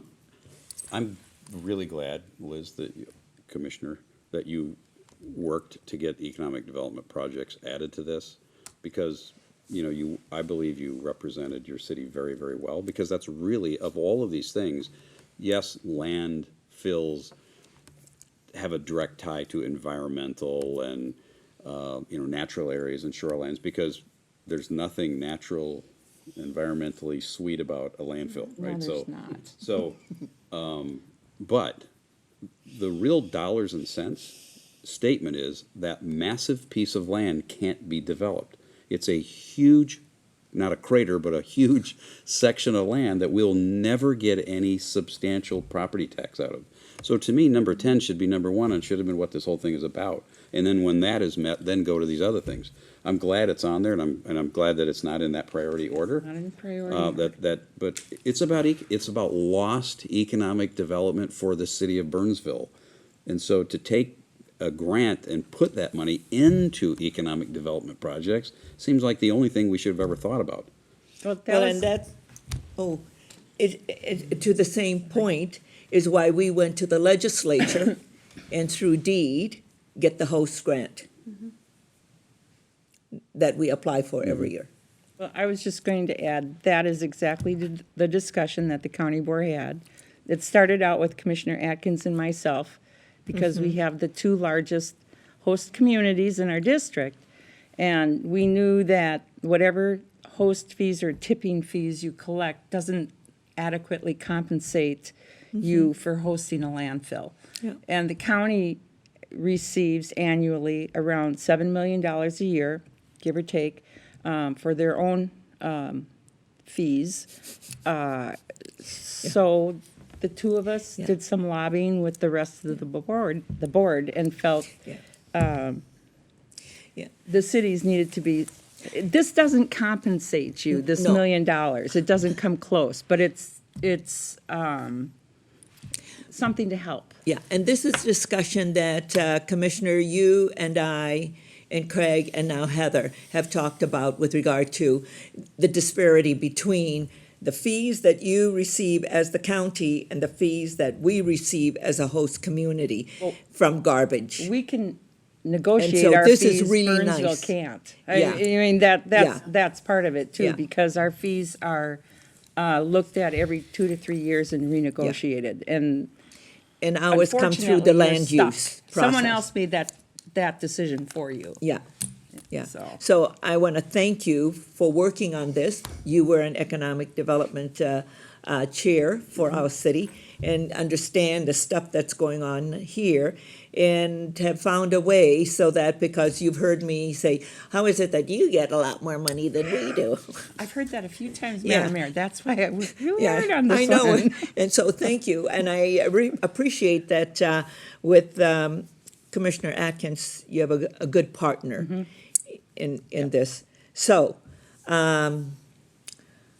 Kara, you said go with the Lake Marion, and then go with the economic development piece.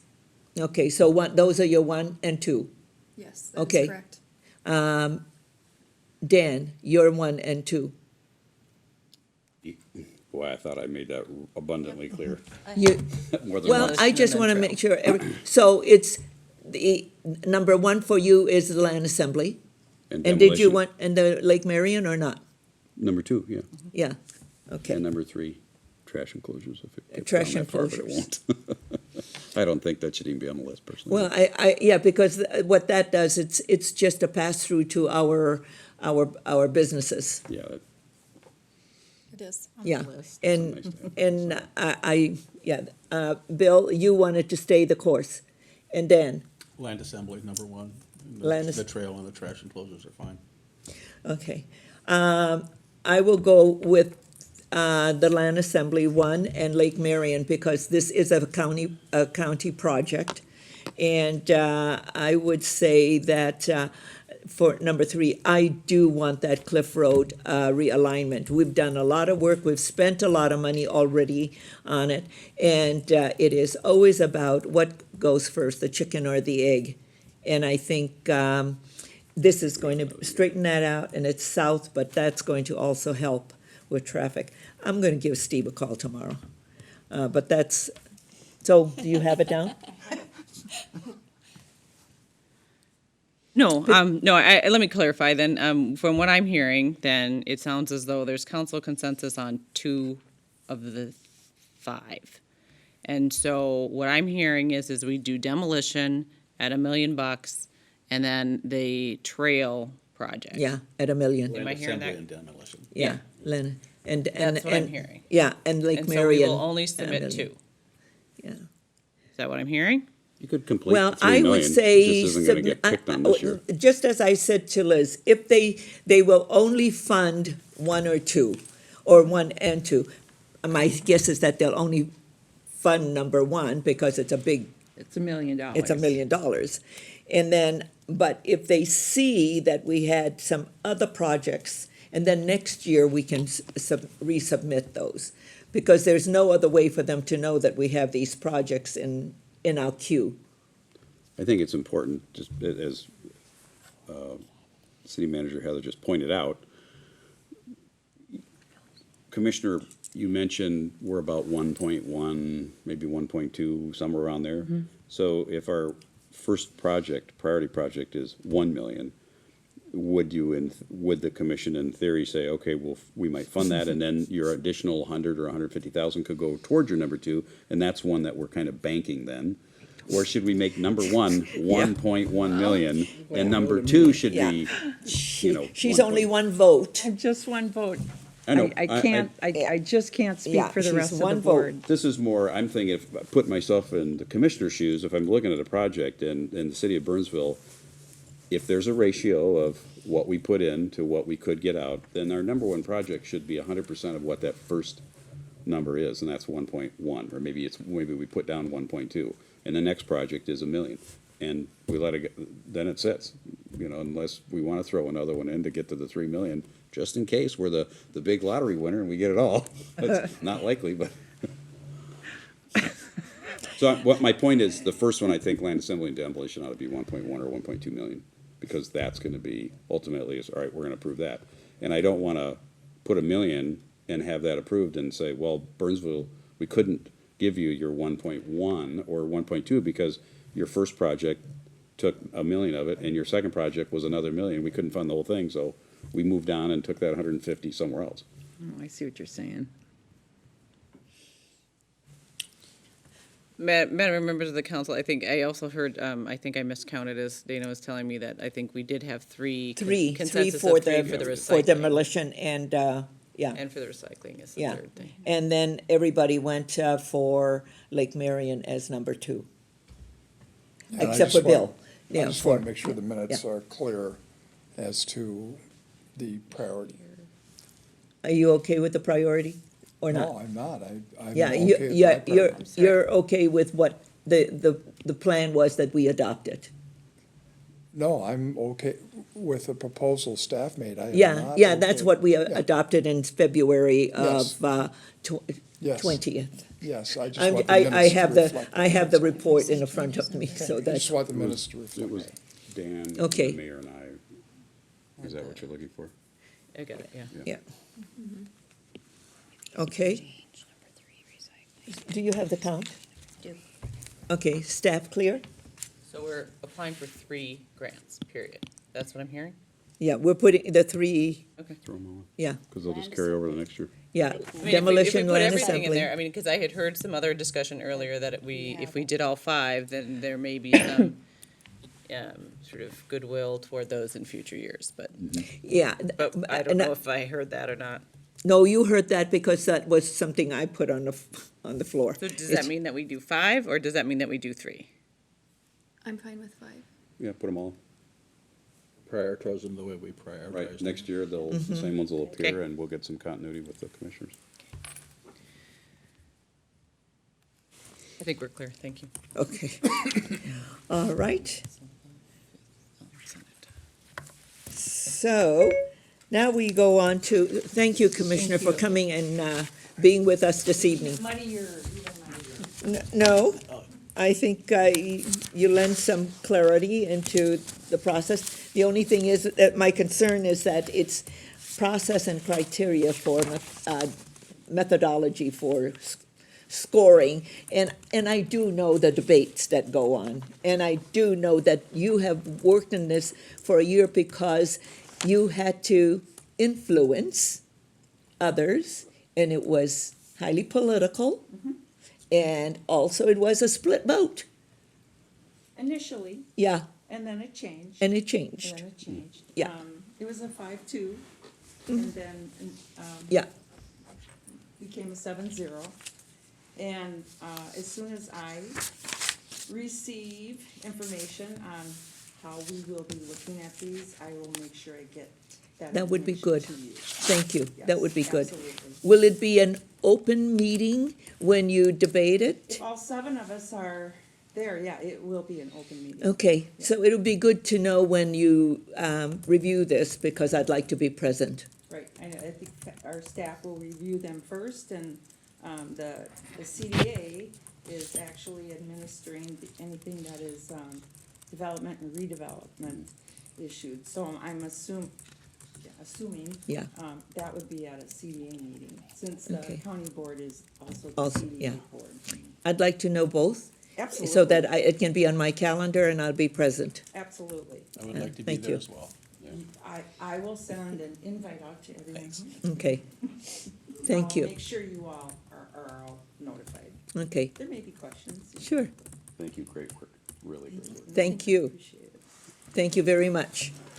Okay, advisory boards and external organizations. Bill, I yes. just want to say that because of my busy schedule, I sought out Dan to see if he'd stand in the Burnsville Community Foundation. He did. I talked to Michael Esch, I talked to Dan, and then now Dan is going to, has been invited and will be the new Liaison. liaison. The difficult thing with that meeting, and it was difficult for Dan as well, it meets at the same time we meet. Yeah, No, it, it's they moved it changed to it to Thursday. Thursday. Oh, they moved it to Thursday Thursday? at 4:30, right?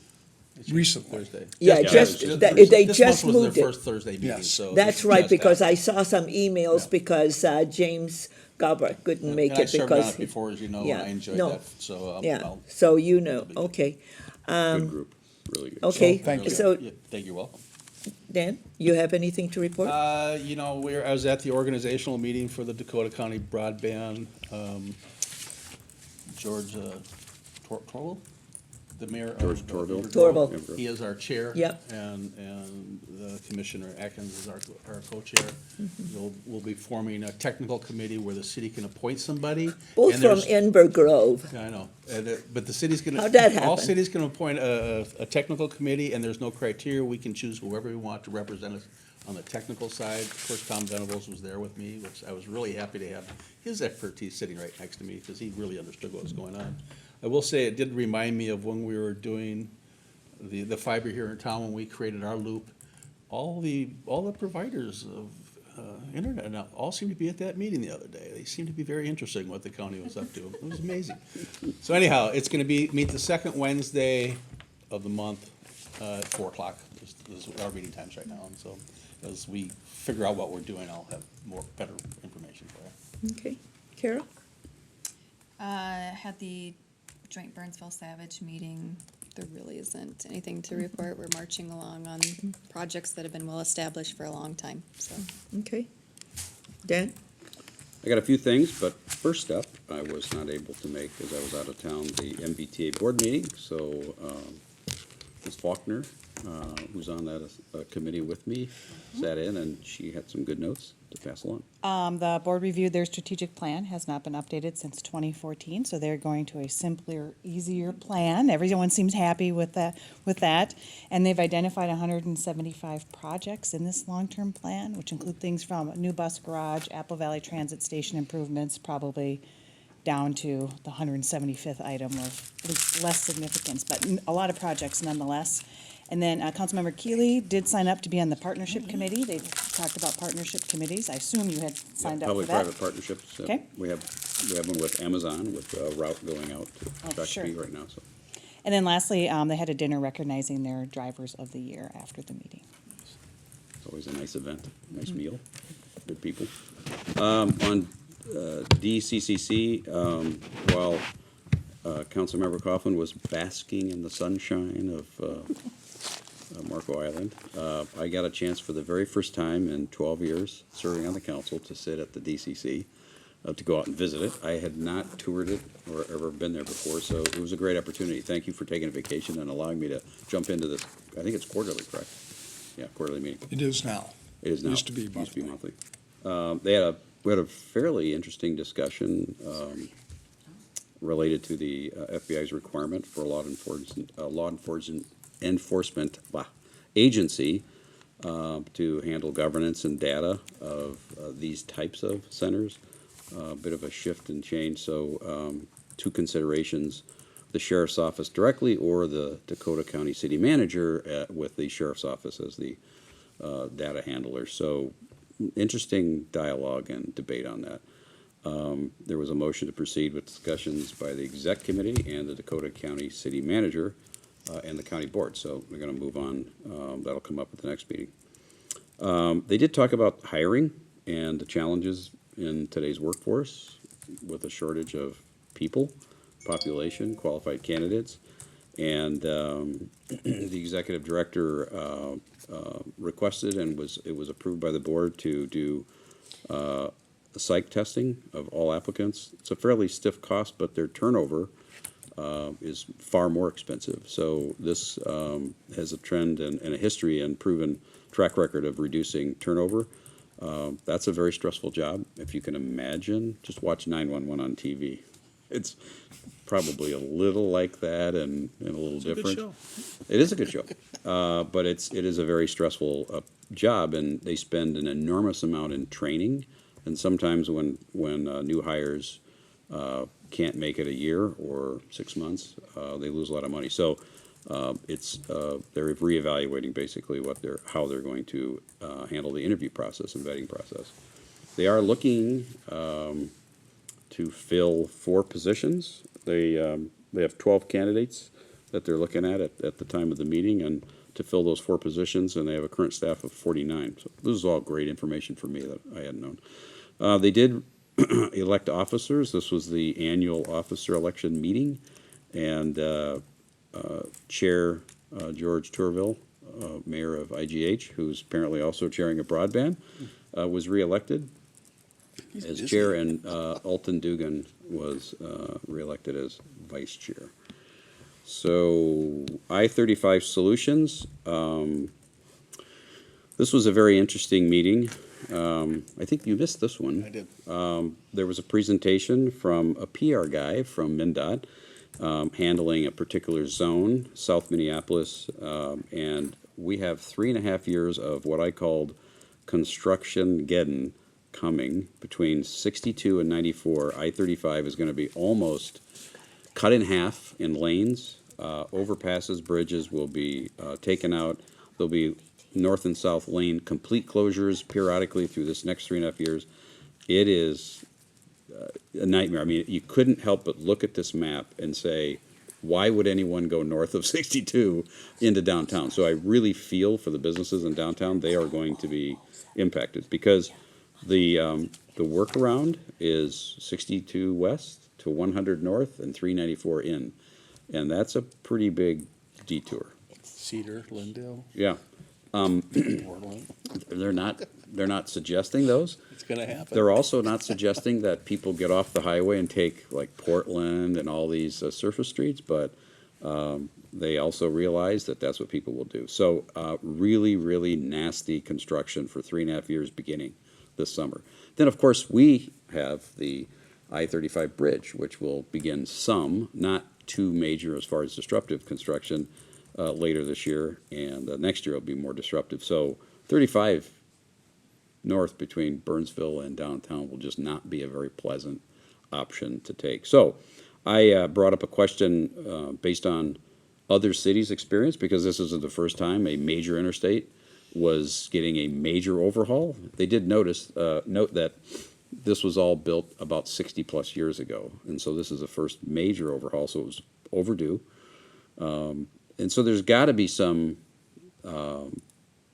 data out there on the impact on bus ridership and carpooling, but especially bus ridership. From an MBTA standpoint, I asked the question and asked that he do a little research and pull it. I actually felt that that was MnDOT's job to provide that type of analytics information, because MBTA needs to plan, potentially maybe an additional bus route or additional capacity for what could turn out to be a spike in usership. I think people will maybe try their car a few times and then decide that maybe that bus that keeps flying by while they're sitting in crawling traffic for an hour is a better idea. There will be dedicated bus lanes carved out throughout the construction, so buses are going to have a preference.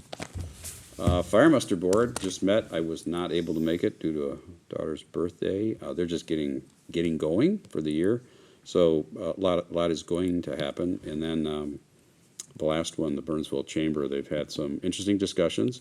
Councilmember Gustafson attended the last two Burnsville Chamber public policy meetings, had some good debate on the local option sales tax idea that was brought up, and then of course with the legislature now in full swing, most chambers are talking more legislative bills and support and that kind of stuff. So anyway, that's it. Okay, thank you. The Burnsville Convention and Visitors Bureau, we had Bill Geis come in January, and he did a retreat for us in evaluating how boards should, what they should focus on. And we came away that we need to redo our strategic plan, because part of what's in our strategic plan is more operational, and we need to kick it up and look at something more broadly. The other part that came out of that retreat is that as a marketing organization, we're also going to be focusing, before the destination market organization was about marketing outside of an 8-mile radius. This time, we're going to market within that 8-mile radius as well, and continue to do the work. Also, we've been asked by Buck Hill to meet with them on some of the things that's going to be happening out at Buck Hill. I think they're going to have their first concert series coming up. So we're going to meet with them and look at that whole concert series out at Buck Hill. That meeting is scheduled for this coming week or next week. Yeah, so we'll be out at Buck Hill. But I think that's really great stuff.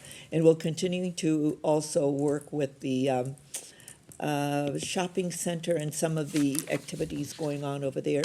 And Amy's already posting on social media some of the things that's going on. And then what you can do is on the monitoring report, at the minutes of the Burnsville Convention and Visitors Bureau, so I don't have to go through all of that with you. Finances are continuing to stay good. We're working with an athletic organization, so we'll look at driving more traffic in that sector. Otherwise, that's all. Anything else from staff? Nope. With that, we stand adjourned by acclamation. Thank you. Hi, Donna.